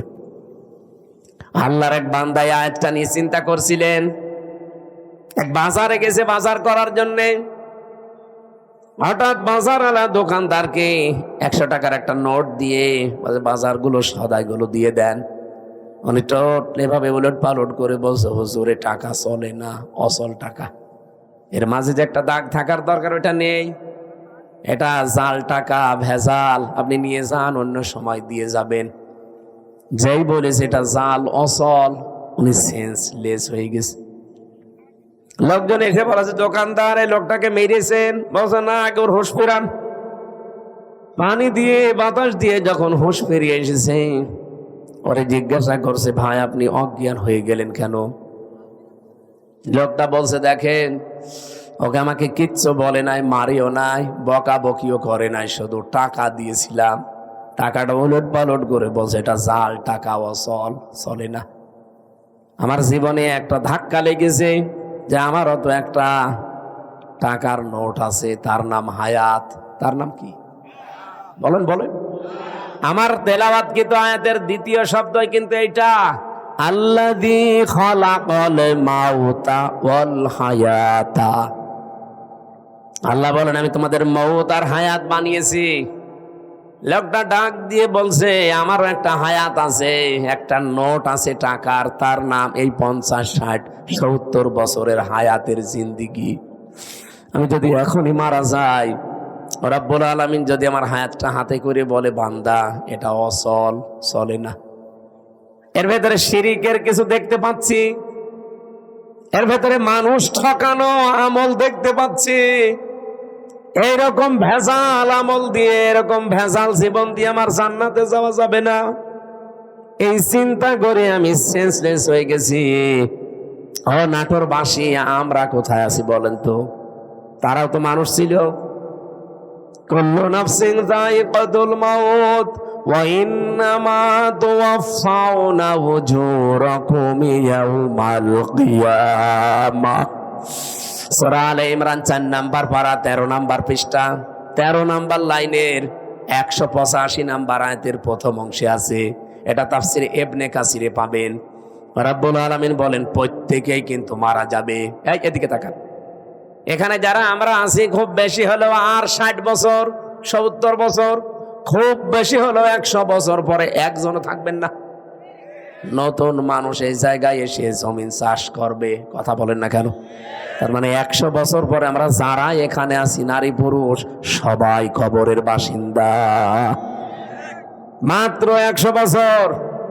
আর যদি 200 বছর পরে আপনি এই নাটোরের এই জাঠিয়ান এলাকায় এসে যদি বলেন এই বাড়ি আমার, ওই বাড়িতে ওই সময় যারা বসবাস করবে তারা আপনাকে চেনে না কি? আর আপনিও তাদেরকে চেনেন না, কিন্তু বাড়ি ঘর আপনার, আপনি চিনতে পারছেন। এখন এসে যদি বলেন এই বাড়ি আমার, আল্লাহর কসম আপনাকে ঢুকতে দেবে না। আমি আমার নিজেরটা বলছি। এই যে কোরআন আমার সামনে, আমি জেলখানায় গিয়ে এগুলো আরো বেশি উপলব্ধ করতে পেরেছি, কারণ একা একা থাকতাম। আমার বাবার নাম রিয়াজউদ্দিন, তার বাবার নাম জাহান আলী, তার বাবার নাম নমাজ আলী। এরপরে আমি আর চিনি না। সত্যি কথা বলছি, এর পরের পুরুষ আমি আর চিনি না। আর আমি নমাজ আলীকে দেখি নাই, আমি জাহান আলী পর্যন্ত দেখেছি। এখন এই নমাজ আলীর বাবা মাত্র 70-72 বছর আগে মারা গেছে। এই লোকটা এখন যদি এসে বলে কুষ্টিয়ায় এই 2 তলা বাড়ি আমার, এই ভিটা আমার, ওর দাঁত মুখ খুলে ফেলবো না? ভণ্ডামি করা যায়? কিসের নমাজ আলীর বাপ আপনি? আমি তো নমাজ আলীকে চিনি না। এক কথা বলছেন না কেন? বলেন তো, আমার বাবা রিয়াজউদ্দিন, জাহান আলী, নমাজ আলী, তারপরে আমি চিনি না। আমি তাও 3 পুরুষ পর্যন্ত বললাম। এ ভাইরে জিজ্ঞাসা করেন তো, 3 পুরুষও পারবে না? খুব 2টা পারবে মনে হয়। তাহলে ওনার 3 পুরুষের আগে 4 নাম্বারটা যদি এখন এসে নাটোরে ওনার বাড়িতে বলে যে এটা তো আমার বাড়ি ছিল, আমি এখানে থাকতে চাই, কসম আল্লাহর যত বড় দাড়ি হোক ও বাড়ি উঠতে দেবে না। বলবো আপনার জায়গা না থাকলে মসজিদে থাকেন, সকালবেলা চলে যান। এই যে পাশের জেলা রাজশাহী, 3 দিন আগের ঘটনা কি ঘটেছে দেখেছেন? 4টা ছেলে মেয়ে লোকটার, অথচ ট্রেনের নিচে মাথা দিয়ে মরে গেল। 4টা ছেলে মেয়ে। 8 মাস আগে তার বউটা মারা গেছে। না, আমি শুধুমাত্র ওই ছেলে মেয়েকে দোষ দেই না, ওই বাবারও দোষ আছে। কারণ কোরআনে কারিমের যে নির্দেশগুলো ছিল সন্তান হওয়ার পরে 11টা, আপনি খালি জন্ম দিয়ে ছেড়ে দেবেন তা না। ওই 4টা ছেলে মেয়েকে যদিও কোরআনে বর্ণিত 11টা শিক্ষা দিত, যেই বৌমা 2টার কারণে লোকটা আত্মহত্যা করলো, ওই রকম বউ ছেলেরা 14টা বাদ দিয়ে দিত। আমাদের জাতির পিতা হযরত ইব্রাহিম আলাইহিস সালাম তার সন্তান ইসমাইলকে বলেছিলেন যে তোমার ঘরের চৌকাঠটা পাল্টিয়ে ফেলো। তার মানে তোমার এই বউর আচরণ ভালো না, এরে পাল্টিয়ে ফেলো। উনি কিন্তু বুঝে ফেলেছিলেন যে বাবার মনে দুঃখ দিয়েছে। এই জন্য এখানে একটা মাসলা বের হয়, আপনার বাবা যদি ইসলামী কোনো কারণে আপনার বউ বাদ দিয়ে দিতে বলে, বাবার কথা অনুযায়ী বউ বাদ দেওয়া যায়, কিন্তু 4 কারণে। আপনি বাবা ওই যে যৌতুকের টাকা পাইনি এই জন্য বাদ দিতে বলছে, ওই রকম বাবার কথা মানা যাবে না। এরকম বাবা আছে না, যে চাহিদা ছিল সে পর্যন্ত হয়তো পূরণ করতে পারেনি। এমনকি অনেকে এই যে বরযাত্রী নিয়ে যাওয়ার সময় ছেলের বাবা এই কথা বলে যে বিয়ায় আমি কিচ্ছু চাই না, শুধু 500 লোক খাওয়াবেন। আপনি কি ফকির নাকি? আর বরযাত্রী যাওয়ার এই সিস্টেমটা বন্ধ করা দরকার। এটা ইসলাম না, এটা হিন্দুদের কালচার। কোথায় পেয়েছেন এই সিস্টেম? বরযাত্রী ইসলামে আছে? ইসলামে আছে অলিমা। অলিমা ছেলের বাড়ি হয় না মেয়ের বাড়ি হয়? আর যে বরযাত্রী কোন বাড়ি? কোথায় পেয়েছেন ভণ্ডামি? এটা বাদ দেওয়া লাগবে আজকেই। যারা এখানে আছেন মুসলমান, অন্তত অন্য ধর্মের লোক নেই, আজকে থেকে হিন্দুদের এই কালচার বাদ। কোন বাড়িতে কেউ বরযাত্রীর দাওয়াত দিলে যাবেন না। বলে না, ও হারাম আমি খাবো কোন কারণে? কারণ মেয়ের বাবা যদি মন থেকে আপনাকে কিছু না দেয়, যা নেবেন একটা পান নিলেও পানটাও হারাম। আর আপনি মরণের খাওয়া খান, যে 10 পিস করে গোস্ত খায়, তারপরও বলে না কিছুই হয়নি। হবে কি করে? ও তো রাক্ষস। বরযাত্রী যাওয়া যাবে? গিয়েছেন কোনদিন? এটা বন্ধ করা লাগবে। অলিমা করবেন, অলিমা করা যায় যাচ্ছে। আমি এই কথাটা 3-4 বার বলতাম না, কারণ আমার ছেলে নেই, আমার 3টা মেয়ে, আমার আবার বাঁচা লাগবে না। যদিও ইসলামেও আছে, তারপরও আমার নিজেরও বাঁচা লাগবে ভাই। বারবার করে বলছি, বরযাত্রী যাওয়া, অলিমা করা হয় ছেলের বাড়িতে, ছেলের বাবারা বুঝুক না। এই যে এই লোকটা ট্রেনের নিচে মাথা দিয়ে মরে গেল, এই যদি ছেলে মেয়েকে আল্লাহর পরে মা বাবার স্থান, এটা যদি কোরআন থেকে হাদিস থেকে ছোটবেলা থেকে শিখাতো এই দিনটা, তাহলে এই 2টা ছেলে ওর বউ দরকার হয় বাপ দিয়ে দিত, তারপরও বাবাকে ভাবে বাড়ি থেকে বের করে দিত না। লোকটা সারাদিন বাড়িতে জায়গা পায়নি, শেষ পর্যন্ত স্টেশনে না খেয়ে সারাদিন ছিল, সকালবেলা যে মরে গেছে। এরকম সন্তান যেন কারো না হয়। আরে সন্তানের তো শুধু দোষ না ভাই, আপনি ওইভাবেই তৈরি করেছেন তাকে। আল্লাহর পরে যে আপনার স্থান সে তো জানেই না। এখানে মাসলা হচ্ছে, বাবার কথা যদি শরীয়ত সম্মত হয়, বাবা যদি বলে বউ রাখা যাবে না, এর ভেতরে আমি শরীয়তের এই জিনিসগুলো ভুল পাই, তাহলে বাদ দিয়ে দেওয়া লাগবে। কিন্তু মায়ের কথা শুনে বউ তালাক দেওয়া জায়েজ নেই। এই মাসলাটা মনে রাখবেন। বাবার সম্মান কিন্তু মায়ের চাইতে খুব বেশি না, 3 গুণ বেশি মায়ের মর্যাদা। কয় গুণ? কিন্তু মায়ের কথা শুনে কেউ বউ তালাক দেওয়া জায়েজ নেই, কারণ শাশুড়ির সাথে আর বৌমার সাথে সম্পর্ক মেয়ে আর মায়ের মতো জীবনও হয়নি, হবেও না। আর যেখানে হয় সেটা একেবারে সোনায় সোহাগা। শাশুড়ি যারা এসেছেন, বৌমা যদি আপনার ছেলেকে ভালোবাসে বেশি, তার সাথে অন্তত অন্তরঙ্গ থাকে বেশি, অনেক শাশুড়ি বলে আমার বৌমা আমার ছেলের দখল করে ফেলেছে। আরে আপনার তো নামাজের সেজদায় পড়ে শুকরিয়া আদায় করা দরকার যে আপনার ছেলে অন্তত শুধু বউ নিয়ে ব্যস্ত থাকে, অন্য জায়গায় লাইন করে না। ছেলের সুখের জন্য একটু ছাড় দেওয়া যায় না? এখানে যারা শাশুড়ি বসে আছেন, অবশ্যই আপনাকে ছাড় দেওয়া লাগবে, কারণ আপনার ছেলের সুখের জন্য 10 মাস 10 দিন আপনি কষ্ট করেছিলেন, 22 থেকে 25 বছর একাধারে কষ্ট করলেন। এখন আরেকজনের হাতে অন্তত সে আছে, তার সুখের জন্য একটু স্যাক্রিফাইস করা লাগবে আপনাকে। এরকম শাশুড়ি আমরা চাই। এরকম মা আমাদের দরকার নেই।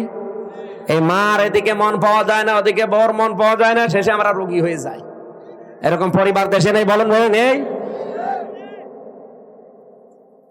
না? সম্মানিতা শাশুড়ি যারা আছেন, আপনাদের আমি হাতে পায়ে ধরে বলছি, আপনার বৌমার সাথে আপনি মেয়ের মতো ব্যবহার করেন। পরিবারে হানকা শান্তি আনতে হলে এটা আপনার লাগবেই।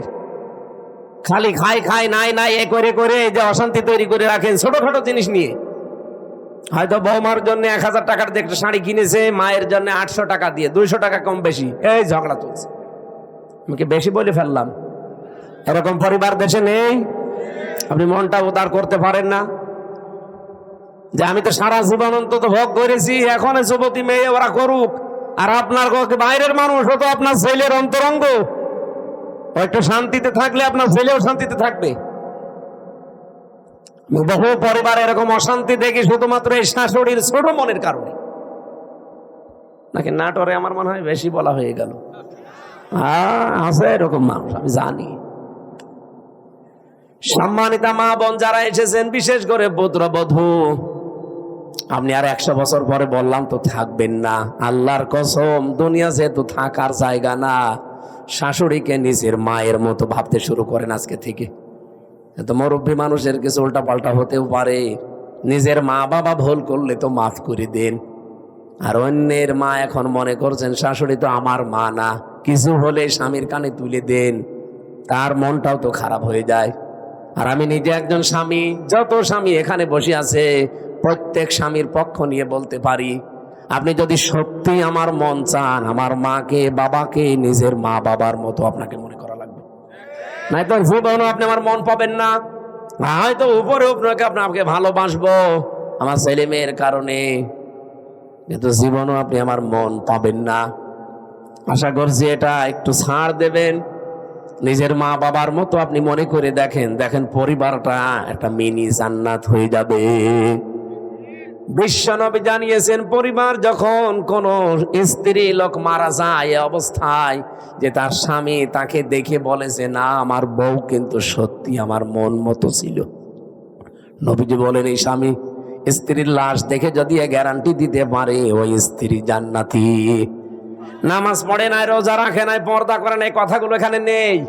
খাদিজাতুল কুবরার পুরা জীবনী পড়লাম, জীবনে এক ওয়াক্ত নামাজ পড়েননি, একটা রোজা রাখেননি, জীবনে একদিনের জন্য পর্দায় থাকেননি, জীবনে একটা হজও করেননি, একটা টাকা যাকাতও দেননি। কিন্তু তাকে আমার আল্লাহ নিজে সালাম পাঠিয়েছেন। এই একজন মাত্র মহিলা পৃথিবীতে যাকে আল্লাহ নিজে সালাম দিয়েছেন, আর নিজে জান্নাতে ঘর বানিয়ে তার জন্য সুসংবাদ পাঠিয়েছেন এই একটা মাত্র মহিলা। অথচ জীবনে কোনোদিন নামাজে এক ওয়াক্ত পড়েননি, একটা রোজা রাখেননি, জীবনে একদিনের জন্য পর্দায় ছিলেন না। কারণ কি? কারণ এগুলো সব নাজিল হয়েছিল তার ইন্তেকালের পরে। কথা বোঝে? এই বিধানগুলো সব নাজিল হয়েছিল তার ইন্তেকালের পরে, এজন্য উনি করতে পারেননি। কিন্তু আল্লাহ তাকে সালাম দিয়েছেন এবং ঘর জান্নাতে বানিয়ে আলাদা তার জন্য পাঠিয়েছেন। এমন একটা ঘর খাদিজার জন্য আল্লাহ বানিয়ে রাখলেন যে ঘরের ভেতরে কোনো নয়েজ নেই, কোনো আওয়াজ নেই, গোলমাল মুক্ত। তার জীবনী পড়তে গিয়ে আমি ব্যাখ্যায় পেয়েছি এটা একটাই মাত্র কারণ। কি? একটাই মাত্র কারণ, হযরতে খাদিজাকে আল্লাহ জান্নাত দেওয়া, সালাম দেওয়া, যে জীবনে কোনো দিন তিনি স্বামীর মনে একদিনের জন্য দুঃখ দেয়নি। স্বামী যখন বাইরে থেকে আসতো ঘরটা নয়েজ মুক্ত রাখতেন, আওয়াজ মুক্ত রাখতেন, একটা নির্মল শান্ত পরিবেশ তৈরি করে দিতেন ঘরটায়, মনে হচ্ছে বাইরে থেকে এসে জান্নাতে আসে। আল্লাহ এত খুশি হয়েছিলেন স্বামীর এই আচরণটায়, নিজে সালাম তো পাঠিয়েছেন, আবার জান্নাতে ওরকম একটা আলাদা ঘর বানিয়ে সুসংবাদ পর্যন্ত দিয়েছে। আমি নিজের স্বামী সহ যত স্বামী এখানে বসে আছি, আমি গ্যারান্টি দিয়ে বলতে পারি, একটা স্বামী এখন হাত তুলতে পারবেন যে জীবনে কোনো দিন একদিনের জন্য আমার স্ত্রী আমাকে একটা দুঃখ দেয়নি? হাত তোলেন তো। নেই।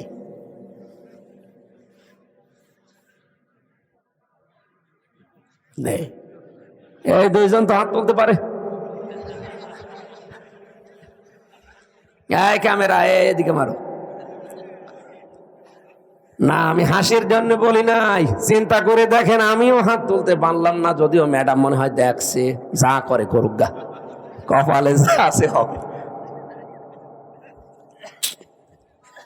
কি আশ্চর্য মেয়েরা, এই যে হাজার হাজার মহিলারা বসে আছে, ওরা মনে করে নামাজ পড়লে, রোজা রাখলে আর কালো বোরকা পড়লে আমি জান্নাতি। কে বলিস আপনাকে?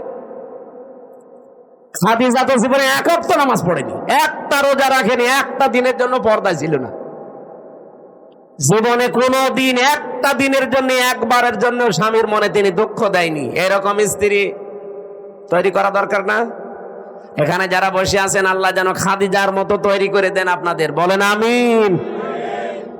না, সিস্টেমটা যদি উল্টিয়ে ফেলি, ওরা যদি হুজুর এটা একটু বলেন তো, এখানে এমন কোন স্বামী আছে কিনা যে জীবনে একদিনের জন্য স্ত্রীকে একটা দুঃখ দেয়নি? একটা না, প্রতিদিন 20টা করে দুঃখ দিচ্ছে। আমাদেরকে হযরতে আলীর মতো হওয়া লাগবে। আল্লাহ আমাদেরকে এই মানুষগুলোর জীবনে সামনে রেখেছেন কেন? শিক্ষা নেওয়ার জন্য। পরিবারটা জান্নাত হয়ে যাওয়ার কথা, অথচ 100টার প্রায় 99টা পরিবার এখন শান্তি নেই। সে আলেম বলেন, হুজুর বলেন আর জেনারেল বলেন, সবগুলো এখন অশান্তি, এই শুধু ছোট মনের কারণে। আমি দুনিয়ার একটা হিসাব দিচ্ছিলাম, আমি নিজের দাদার বাবাকে পর্যন্ত আর চিনতে পারছি না। 200 বছর পরে আমিও যদি কুষ্টিয়ায় আমার ওই বাড়িতে এসে বলি এই বাড়ি আমি বানিয়েছিলাম, আল্লাহর কসম 200 বছর পরে যারা ওখানে বাস করবে আমারে কুষ্টিয়ায় ঢুকতে দেবে না। এই হচ্ছে দুনিয়া। আল্লাহ এর পরের অংশে দিয়েছেন, ওয়া ইন্নামা তুওয়াফাউনা উজুরাকুম ইয়াউমাল কিয়ামাহ।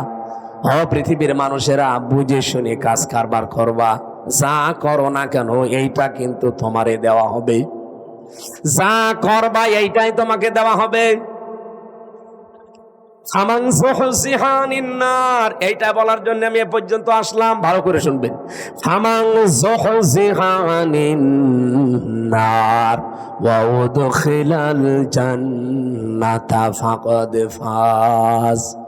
এখানে আয়াতের দুইটা তাফসীর হয়, আলেম যারা আছেন তাদেরকে বলছি ভালো করে মিলাবেন। প্রথম তাফসীর হচ্ছে ওই লোকটার জীবন আসল সফল, যাকে আল্লাহ জাহান্নামের আগুন থেকে মাফ করে দিয়ে জান্নাতে দিয়ে দেবে, সে লোকটা সফল। আর একটা তাফসীর হচ্ছে পৃথিবীর ময়দানে যতদিন সে বেঁচে আছে, জাহান্নামের কাজগুলো যখন আস্তে আস্তে ছেড়ে দিয়ে জান্নাতের কাজের দিকে আস্তে আস্তে এগিয়ে যেতে পারে, তখন সে যেন মনে করে আমি সফল হচ্ছি। আগে নামাজ পড়তো না, এখন ধরেছে। আগে সুদ খাইতো, এখন ছেড়ে দিয়েছে। এরকম কাজ কারবার গুলো যখন আপনি জাহান্নামের কাজ একটা একটা করে ছেড়ে দিয়ে জান্নাতের কাজের দিকে এগিয়ে যেতে পারবেন, আপনি মনে করবেন আল্লাহ পাক আমাকে জীবন সফল করে দিচ্ছে। আপনি বলেন তো হচ্ছে আপনার জীবনে এটা? না। আগে বিড়ি খেতেন না, এখন আরো খান। আগে সুদ খেতেন না, এখন খান। এমনকি এখানেও আমার মনে হয় এমন এমন মানুষ বসে আছে সুদের টাকা ছেড়ে দেয়, 1000 টাকা দিলে 100 টাকা বেশি দেয়। এরকম মানুষ টাকা ছেড়ে দিয়ে রেখেছে, সেই টাকা ওয়াজ শুনে যে তুলবে। এরকম মানুষ নেই? অলরেডি টাকা ছেড়ে দিয়ে এসেছে, ওয়াজ শেষ করে কালকে যে ওই টাকা তুলবে সুদের টাকা। নাকি এলাকা এখনো শুরু হয়নি? তা কারা কারা সুদের টাকা ছেড়ে দেবেন হাত তোলেন তো। একজু তা দাঁড়িয়েলা মানুষ। আপনি কয় টাকা ছেড়েছেন? না, যারা এগুলো ছেড়েছেন আপনি না খেয়ে মরে যান ভাই।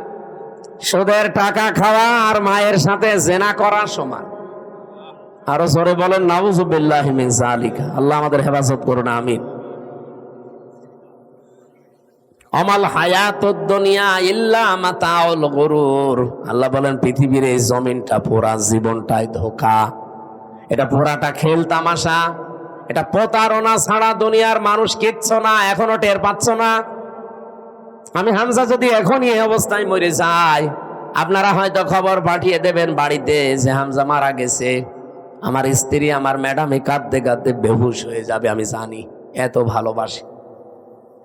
হয়তো 2-3 দিন 5 দিন 7 দিন খাওয়া দাওয়া হাফ হয়ে যাবে, খেয়ে না খেয়ে পার করবে। 4 মাস 10 দিনের ভেতরে দেখবেন সব স্বাভাবিক হয়ে গেছে। কি হ্যাঁ, আমার নিজের একা না, প্রত্যেকের জীবনে এইটা। 4 মাস 10 দিনের ভেতরে ঠিক আমার শ্বশুর ম্যাডামরে নিয়ে অন্য জায়গায় বিয়ে দিয়ে দেবে। কি মাত্র 4-5 দিন সংসার করার পরে ওর বাবার কল দিয়ে বলবে, আব্বা হামজা তো আর কি ছিল, এখন যেটা দিয়েছেন এটা 100 গুণ ভালো।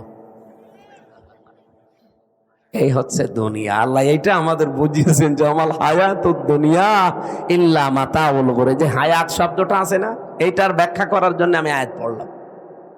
আপনাদের কষ্ট হচ্ছে নাকি ভাই? আর আধা ঘন্টা থাকা যাবে না? অনেক ব্যস্ত মানুষ আছে তো, এই জন্য আমি তাড়াতাড়ি করছি। এরা আবার চলে যাবে তো। আমার ভাইরা, আল্লাহ রাব্বুল আলামিন শুরু করলেন আয়াতের শুরু থেকে দেখবেন, আল্লাযী খালাকাল মাউতা ওয়াল হায়াতা। আমি এমন আল্লাহ কি তোমাদের মউত আর হায়াত আমি বানিয়েছি। এবার চিন্তা করেন, আল্লাহ আয়াত শুরু করার আগে কিন্তু হায়াত আগে দেননি, আগে দিয়েছেন মউত। কি দিয়েছেন? মুফাসসিররা তাফসীর করতে গিয়ে লিখেছেন, আল্লাহ পাক মানুষকে জানাতে চেয়েছেন, পৃথিবীর মানুষেরা পৃথিবীর যত উপরে ওঠো না কেন, এই কথা সব সময় মনে রাখবা যে আমার মরা লাগবে। কি করা লাগবে? আমি প্রধানমন্ত্রী না, আমি সারা পৃথিবীর যদি মরল হয়ে যায়, এই চিন্তা সব সময় পেছনে রাখবা যে আমার মরা লাগবে। তাহলে দুনিয়ার জীবনটা পরিচ্ছন্ন থাকবে তোমার। ছেড়েছে তাকে কিন্তু অফার দিয়েছিল আজরাইল এসে, যে যতদিন থাকতে চান আপনি থাকতে পারবেন দুনিয়ার হায়াতে, এরপরে যখন আপনার ইচ্ছা হবে তখন আপনাকে আমি নিয়ে যাব। নবীজি জিজ্ঞাসা করলেন, ভাই আজরাইল, যদি আমি সত্যি থাকতে চাই কতদিন? যতদিন ইচ্ছা পারবেন, তারপরে মরা লাগবে। কারণ কুল্লু নাফসিন যায়িকাতুল মাউত, এটা সবার জন্যে। বিশ্ব নবী তখন ডাক দিয়ে বলেন, ফেরেশতা, মরাই যদি লাগে তখন এই নশ্বর দুনিয়ায় আমি আর থাকতে চাই না, আমার মাবুদের কাছে আমারে নিয়ে চলো। হযরতে আজরাইল নিজে বর্ণনা করেন যে আমি শুধুমাত্র তার বুকের উপরে হাতটা রেখেছিলাম, বিশ্বনবী মোহাম্মদ রাসূলুল্লাহ চিৎকার দিয়ে বললেন, হাত সরাও। হাতটা সরিয়ে ফেলেছি। ফেরেশতা বলে, হুজুর, আমি আজ পর্যন্ত পৃথিবীতে কারো কাছে জান কবজের অনুমতি চাইনি, আজকেই প্রথম। কিন্তু আপনি হাত সরাতে বললেন, আমি কিন্তু জানি আল্লাহর পরে আপনার স্থান। এত আসানে, এত সহজে দুনিয়ায় কাউকে আমি কবজ করি নাই, যত আসানে শুধু হাতটা রেখেছিলাম। নবীজি বলেন, আজরাইল, এটাই যদি তোমার হাত রাখা হয়, মনে হচ্ছে উহুদ পাহাড় আমার বুকের উপরে রেখে দিয়েছে। আমি মুহাম্মদের শরীরে পৃথিবীর মানুষের তুলনায় ৭০ জন মানুষের শক্তি আমার শরীরে। এত শক্তি আল্লাহ আমার এই শরীরে দেওয়ার পরে তোমার হাত রাখলে যদি আমি হাত সরাতে বাধ্য করতে পারি, যে আমার আর সহ্য হয় না, উহুদ পাহাড় মনে হচ্ছে। আমার গুনাহগার উম্মত যারা দুর্বল, এদের কি আচরণ করবা? যত কষ্ট আছে দুনিয়াতে মরণের, সব আমার বুকের ওপরে আজকে দাও। আমার এতিম উম্মত যারা আমার পরে দুনিয়ায় থাকবে, এদের মরণে এত কষ্ট দিও না। হযরতে আজরাইল ওই দিন একটা গ্যারান্টি দিয়েছিলেন, নবী আপনি চিন্তা করবেন না, আপনার উম্মত যদি পৃথিবীতে কোরআনে কারীমের সূরা বাকারার 255 নাম্বার আয়াত, যেটা আয়াতুল কুরসি, এখানে 10টা ক্ষমতার কথা আছে আল্লাহর। আমি এমনিতে তা সূরা মুলুক পড়ি নাই। মুলুক মানে ক্ষমতা, মুলুক মানে রাজত্ব। এখানে 10টা বিষয় আছে। এই 10টা বিষয় যদি কোনো মানুষ নিজে পড়তে পারে ফরজ নামাজের পর, আর এই 10টা বিষয় যদি তার প্র্যাকটিক্যাল লাইফে আমল থাকে, এর উপরে যদি জীবন চালাতে পারে, আমি ফেরেশতা গ্যারান্টি দিলাম, মায়ের স্তনে মুখ লাগিয়ে মানুষ যেভাবে ঘুমিয়ে যায়, ঠিক ওইভাবেই সে ঘুমিয়ে যাবে। এরকম মরণ আমাদের দরকার নেই, বলেন? আয়াতুল কুরসিটার আমল চালাবেন, আর আপনি দেখবেন এর ভেতরে কি আছে। আমার যদি আয়াতুল কুরসির আলোচনা আজকে থাকতো, এই 10টা বিষয়ের ক্ষমতার বিস্তারিত বর্ণনা বলতাম। শুধু হাদিসটা বললাম, ফরজ নামাজের পরে সালাম ফিরিয়েই পড়বেন, আস্তাগফিরুল্লাহ, আস্তাগফিরুল্লাহ, আস্তাগফিরুল্লাহ 3 বার, আল্লাহু আকবার 3 বার, আল্লাহুম্মা আনতাস সালাম ওয়া মিনকাস সালাম, এটা 1 বার। আর আয়াতুল কুরসি কিছু না পড়লেও এগুলো মাস্ট বি পড়বেনই।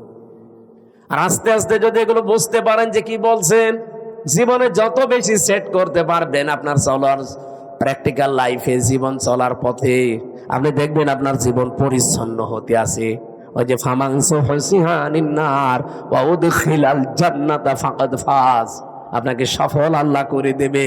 আস্তে আস্তে জাহান্নামের কাজ আপনি ছেড়ে দেবেন, জান্নাতের কাজের দিকে আপনাকে ঠেলে ঠেলে আল্লাহ দিয়ে দেবে। আমরা এরকম একটা সুখের মরণ চাই। এরপরের শব্দ ছিল আল হায়াতা, আল্লাহ হায়াত বানিয়েছেন। হায়াত কয় প্রকার? পরা কোরআন শরীফ পড়ে আমি হায়াত পেয়েছি 5 প্রকার। প্রথম হায়াতে আমরা যেটা ছিলাম তার নাম আরওয়া, রুহের জগৎ, যেটা হযরতে আদম নবীর পৃষ্ঠদেশ থেকে আমাদের সবাইকে আল্লাহ একদিনে বের করেছেন। এই জন্য পৃথিবীর প্রতিটি মানুষের হায়াত সমান। এখানে এই তথ্য জানেন না অনেকে। দুনিয়ায় যত মানুষের আগে এসেছে, যত মানুষ এখন আছে, কিয়ামত পর্যন্ত যারা আসবে, সবার হায়াত সমান। এদিকে তাকান, সবার হায়াত সমান। আমি আপনাকে একেবারে শেষ পর্যন্ত মিলিয়ে দেব। আদম আলাইহিস সালামের পর থেকে দুনিয়ায় যারা এসেছে, তারা 1000 বছর, 950 বছর এরকম হায়াত পেত। তারা ওই সময় থেকে চলে গেছে। এরপরে যারা আস্তে আস্তে সিরিয়ালে আসছে, 150 বছর, 200 বছর, 50, 60 বছর পরে পরে চলে যায়, নতুন মানুষ আসে। এই যারা চলে গেল, ওরা কোথায় যাচ্ছে? এই যে হায়াত 5 প্রকার বললাম কেন? আল্লাহ পাক প্রথম হায়াত দিয়েছে আলমে আরওয়া, যেটা আমরা সবাই একসাথে ছিলাম। দ্বিতীয় হায়াতের নাম হচ্ছে আলমে বুতুন, যেটা মায়ের পেটে থাকা লাগে নির্ধারিত সময়, সর্বনিম্ন থাকা লাগে 6 মাস, সর্বঊর্ধ্বে 10 মাস 10 দিন, ওটা একটা নির্ধারিত পিরায়। এরপরে আর একটা হায়াত আছে, তার নাম আলমে দুনিয়া, যেটা আমরা আছি এখন। এরপরে সামনে আরো 2টা বাকি আছে। একটা হচ্ছে আলমে বারজাখ, যেটা কবরের জগৎ বলে। অমি ওয়ারাইহিম বারযাখুন ইলা ইয়াউমি ইউবআসুন। তোমাদের এরপরে একটা পর্দার আড়ালের জগৎ আসতেছে, তার নাম বারযাখ, কবর। এরপরে তোমাদের ওঠা লাগবে আলমে আখেরাত, আখেরাতের জগতে। কয়টা পেলাম জগৎ? বলেন বলেন। একটা অলরেডি পার হয়ে গেছে নাকি? দুইটা পার হয়ে গেছে, একটা আলমে আরোয়া আর একটা আলমে বুতুন, মায়ের পেট। সামনে আর দুইটা বাকি আছে, মাঝখানেরটায় আছি। আরে আগে দুইটা গেলে পরে দুইটা থাকলে মাঝখানেরটায় থাকা যায় না। এবার একেবারে কিয়ামতের আগের 5 দিন আগে যে লোকটা আসবে দুনিয়ায়, সেও তো মারা যাবে। কথা বলে না কেন? আদম নবীর পরে যে লোকটা দুনিয়ায় এসেছিল, সে 900 বছর মনে করেন ছিল। এই 900 বছর পরেই তো এখন তার আলমে বারযাখ শুরু হয়ে গেছে, কবরের জগৎ। আর কিয়ামতের 5 দিন আগে যে লোকটা আসবে, সেও তো কবরে 5 দিন থাকবে। এই যে আমি হায়াত সমান বললাম প্রত্যেকের, কেন বলেছি জানেন? আমরা তো একদিনই আদমের পেট থেকে বের হয়েছিলাম, কিন্তু আগে পরে আসার কারণে প্রত্যেকের কবরের জগৎ কিন্তু একই। হয়তো তারা আগে পাল্টিয়েছে, আমরা পরে আসতেছি। আমরা চলে যাওয়ার পরে যারা আসবে ওরা তো এখন ওই রকম কবরের জগতে আছে। বারযাখুন মানে কি? এই পর্দার আড়াল। এই যে পর্দা দেওয়া আছে, এর পেছনে যারা আছে ওরা সিরিয়াল করে আসবে, আমরা ওখানে চলে যাব। তাহলে পৃথিবীতে যত মানুষ এসেছে আসবে, এখন আছে, সবার হায়াত কিন্তু সমান। হয়তো দুনিয়ার হায়াত একটু কম বেশি হয়, তা 5 বছর, কেউ 10 বছর, কেউ 50-100 বছর। কিন্তু আলমে আখেরাতের যে জগৎ, বারযাখের জগৎ, আলমে যেটা ওই যে কি আরওয়ার জগৎ, রুহের জগৎ, এগুলো সবার জন্য সমান।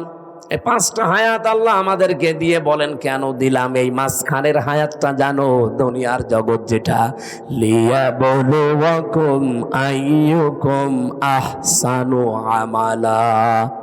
আমি আল্লাহ দেখতে চাই তোমাদের ভেতরে এই ছোট্ট হায়াতে সবচাইতে ভালো কাজ কে করে আসতে পারো। আল্লাহ কি কাজ দেখতে চেয়েছেন? আল্লাহ আকসারু আমালা দেয়নি যে বেশি কাজ, না, আল্লাহ ভালো কাজ চাই। বিশ্বের অন্যান্য দেশে ঘুরলাম, তারা যতটুকু কাজ করে কাজটা ভালো করে, এজন্য টেকসই হয়। আমাদের দেশে কাজ বেশি হয়, কাজটা ভালো হয় না, এজন্য টেকসই হয় না। বঙ্গবন্ধু টানেলে এখনই পানি আরম্ভ হয়েছে। এই যে পরশুদিনও আমি আসলাম, চট্টগ্রামের বঙ্গবন্ধু টানেলের নিচ দিয়ে এখন পানি উঠতেছে বাম পাশ দিয়ে। 100 বছরের টার্গেট নিয়ে বানানো। এই যে পাবনা আর উপরের এই যে কি ব্রিজ যেন, এটা কত বছর চলছে বলেন? ওর নিজের মেয়াদ শেষ হয়ে গেছে, তারপরও যা সেইটাই আছে। আপনার তো কাজ আল্লাহ বেশি চাই না, দুনিয়ায় কাজ চাই, ভালো কাজ। কি চাই? আল্লাহ জানে আকসারু আমালা দেয়নি যে বেশি বেশি কাজ করো না, কাজ আপনি অল্প করেন, কিন্তু কাজটা যেন, আরো জোরে বলুন, আহসানু আমালার ব্যাখ্যায় আমি আর একটা জিনিস পেয়েছি।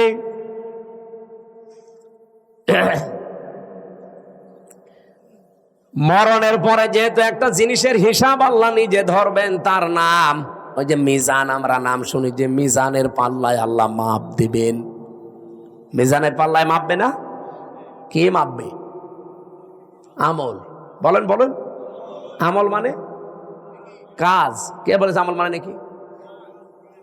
নেকির আলাদা শব্দ আছে, আর সাওয়াবুন মানে নেকি, আর আমল মানে। কিয়ামতের ময়দানে তাহলে আমল মাপ দেবে। আমল মানে, আবার বলছি বাংলায়, বলেন বলেন, আর একবার বলেন ইংরেজিতে, ওয়ার্ক। খুব ভালো করে এই বিষয়টা নিজের সিরিয়ালে মিলাবেন, আপনার জীবন পাল্টিয়ে যাবে। আল্লাহ বেশি কাজ চাইনি, ভালো কাজ চেয়েছে। কেন? যেহেতু মরণের পরে আপনার কাজ মাপা হবে। আমার এবার প্রশ্ন এই দুইজনের কাছে, আর এখানে যারা আছে আলেমরা তাদের কাছে। সারা জীবনই শুনে আসলাম যে কিয়ামতের দিন আল্লাহ মাপ দেবে আমল, কাজ। আর কি দিয়ে মাপবে? মিজানের পাল্লা দিয়ে। মিজানের পাল্লা মানে দাড়ি পাল্লা। এটা শুনিন? কিয়ামতে যে আল্লাহ মাপবে কিসের পাল্লায়? দাড়ি পাল্লায় মাপবে। কোরআন হাদিসে কোন জায়গায় পড়িয়েছেন যে দাড়ি পাল্লায় আল্লাহ মাপবে? আর আপনার কমন সেন্স নেই। এই যে এই স্টেজটা যদি এই ভাইকে বলি এটা একটু মেপে দেন, উনি দাড়ি পাল্লায় তুলে দেবে। এটা মাপার জন্য আলাদা একটা যন্ত্র আছে। কি দিয়ে মাপবে? ফিতা দিয়ে। এ কথা বলছেন না কেন? এই যে পানির বোতল দিয়েছিল, এখন যদি বলি ভাই পানিটা মেপে দেন, ফিতা দিয়ে মাপবে। কি দিয়ে? ওটা দাড়ি পাল্লা আছে, স্ক্যান আছে।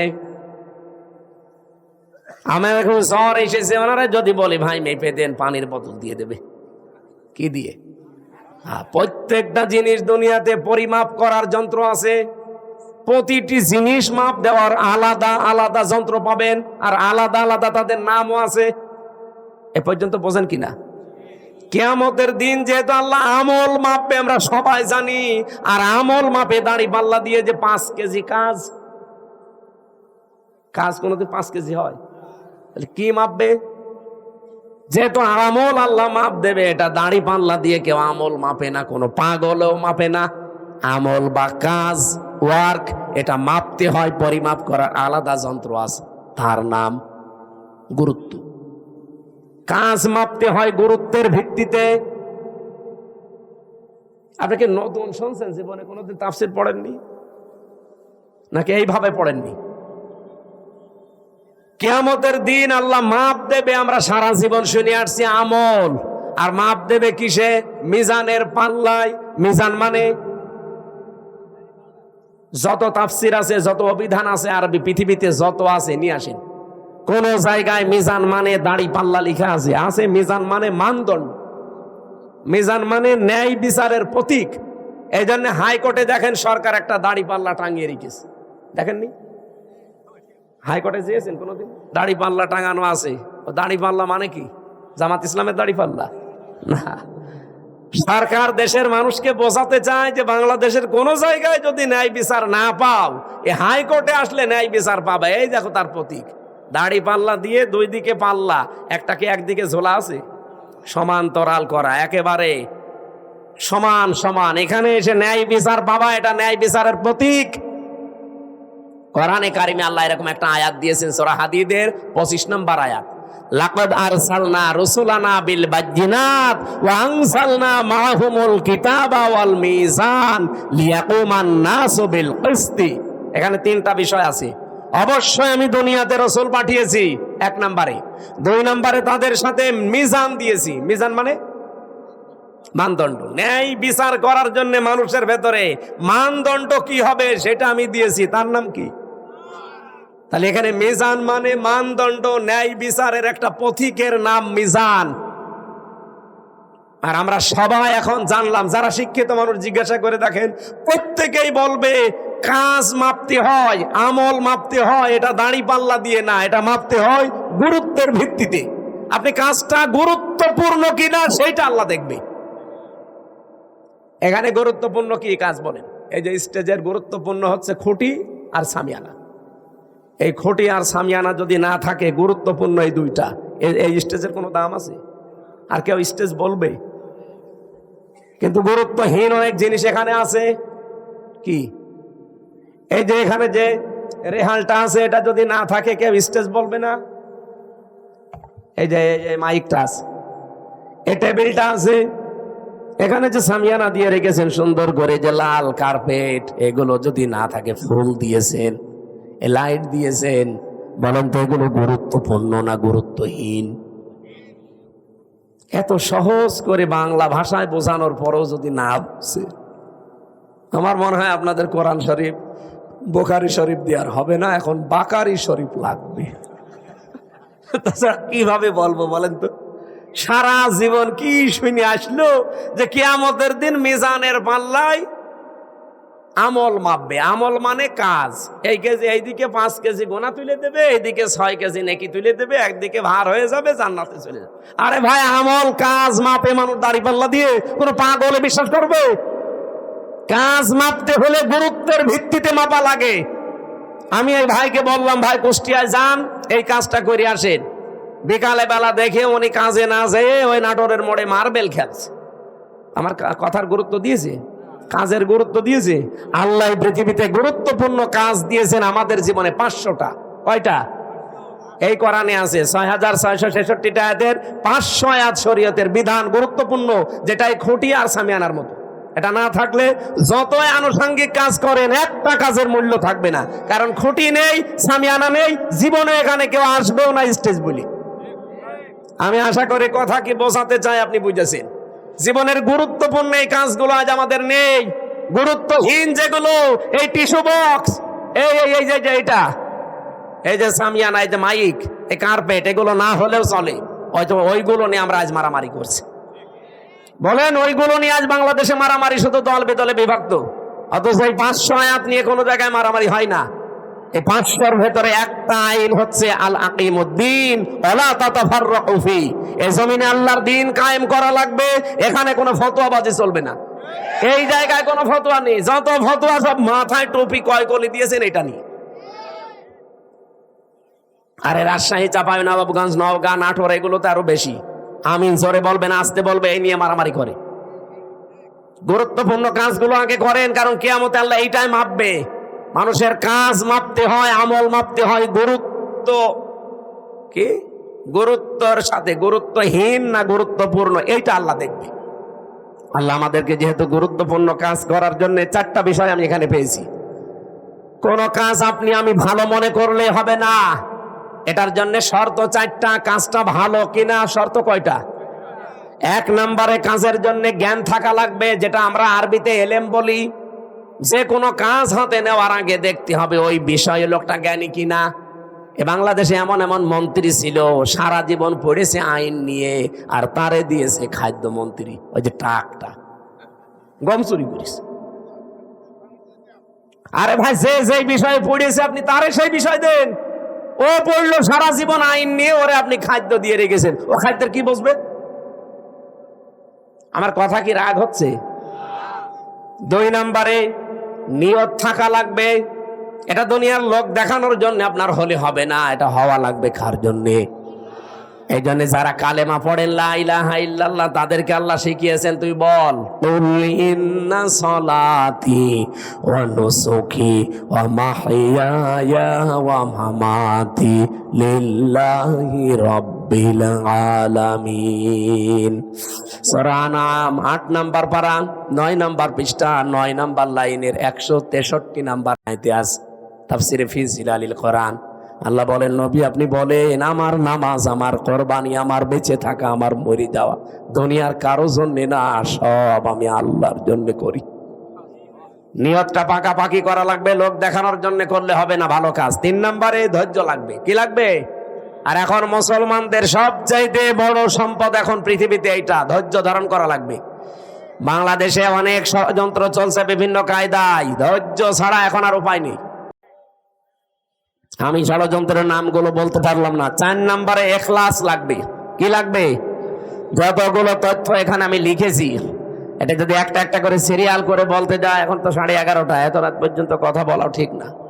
আর কিছুক্ষণ পরে তাহাজ্জুদের নামাজ, ফজরের নামাজ। জেলে বসে যে কিছু নোট করেছিলাম, বাইরে এসে করেছি, সেগুলো দিয়ে মেয়েদের এই যে সাংসারিক জীবনে অশান্তি কেন, দাম্পত্য জীবনের কলহ এবং তার সমাধান কি করে করা লাগে আমি লিখেছিলাম। ওইটা কোথায় পাওয়া যায় জানি না, ওই গাড়িতে আছে মাদ্রাসায়। আপনারা যাওয়ার সময় মেয়ের জন্য, বর জন্য নিয়ে পড়াবেন। পোড়াটা 120 পৃষ্ঠা লিখেছি। আমার মনে হয় পোড়াটা যদি মেয়ে, বউ, শাশুড়ি এগুলো পড়ে, পরিবারে শান্তি আসবে। ওই সিরিয়াল বসে বসে না দেখে বইটা পড়াবেন, ওই মাদ্রাসায় আছে। আমি আয়াতটা আজ এ পর্যন্ত রাখছি, কারণ এখন ব্যাখ্যা করতে গেলে আমার গলা বসে যাচ্ছে। এরপরে কালকের অনুষ্ঠান অনেক দূরে, এরপরে বাড়িতে একটু সময় দেওয়া লাগবে। অনেক দিন বাইরে আছি, আজকের মতো মাপছি, শেষ করে নিলাম। আর এরা সব ব্যস্ত মানুষ, আমি আবার আসবো ইনশাল্লাহ। এই মাদ্রাসার দিকে একটু খেয়াল করা দরকার। মাহতামিম সাহেব আমার কথা বলছিল যে এই জমিটা নেওয়ার জন্য 36 লাখ টাকা লাগবে। এই রকমের 2 টাকা 5 টাকা তোলার তো কাজ না। এখানে দরকার বড় বড় যারা ডনার আছে তাদের। বাংলাদেশে এই যে আমি আকিস গ্রুপের নাম বললাম, রংধনু গ্রুপের নাম আছে, এইরকম যারা মানে মাল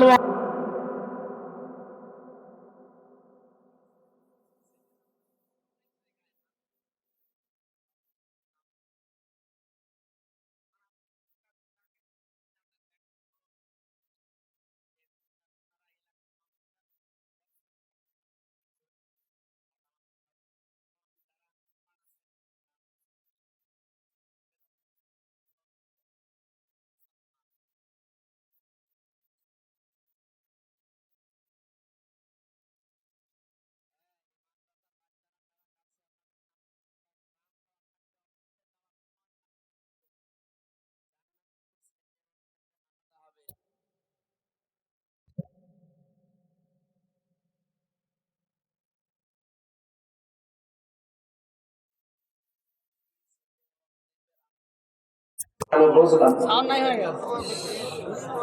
হ্যাঁ হ্যাঁ, প্রত্যেকের জন্য তো আলাদা জান্নাত, তার সাথী থাকবে আলাদা, হুর গেলমান যেটা আছে আলাদা। মায়ের পায়ের নিচে সন্তানের জান্নাত, এটা ঠিক আছে। আর জান্নাত তাহাতা আকদামিলুম নিহাত, কিন্তু এই স্ত্রীর বা স্বামীর পায়ের নিচে স্ত্রীর জান্নাত, এটা হাদিস না, এটা বানানো কথা। আমরা নিজেরা বানিয়েছি খেদমত নেওয়ার জন্য। আমাদের খেদমত করা লাগবে, এটা ঠিক আছে। এটা আর কি এত প্রশ্ন, বাবা বাবা, এত পড়তেই লাগবে অনেক সময়। এটা মনে হচ্ছে কোনো মায়ের একটা প্রশ্ন। আমি দেখবো ইনশাল্লাহ, মোনাজাতের পরে দেখছি। আল্লাহুম্মা আমিন। লা ইলাহা ইল্লা আনতা সুবহানাকা ইন্নী কুনতু মিনাজ জালিমিন। লা ইলাহা ইল্লা আনতা সুবহানাকা ইন্নী কুনতু মিনাজ জালিমিন। এই মোনাজাতটা বসে করেন ভাই, বসুন বসুন বসুন। এই মোনাজাতটা যে যেখানে আছেন ওখানে বসেন, মোনাজাত বসে করেন। মোনাজাত শেষ হোক, গাড়ি থেকে বইটা নিয়ে বাড়ি যাবেন, বসেন। রব্বানা আতিনা ফিদ দুনিয়া হাসানা ওয়া ফিল আখিরাতি হাসানা ওয়া কিনা আযাবান নার। রব্বুল আলামিন গভীর রজনী এখন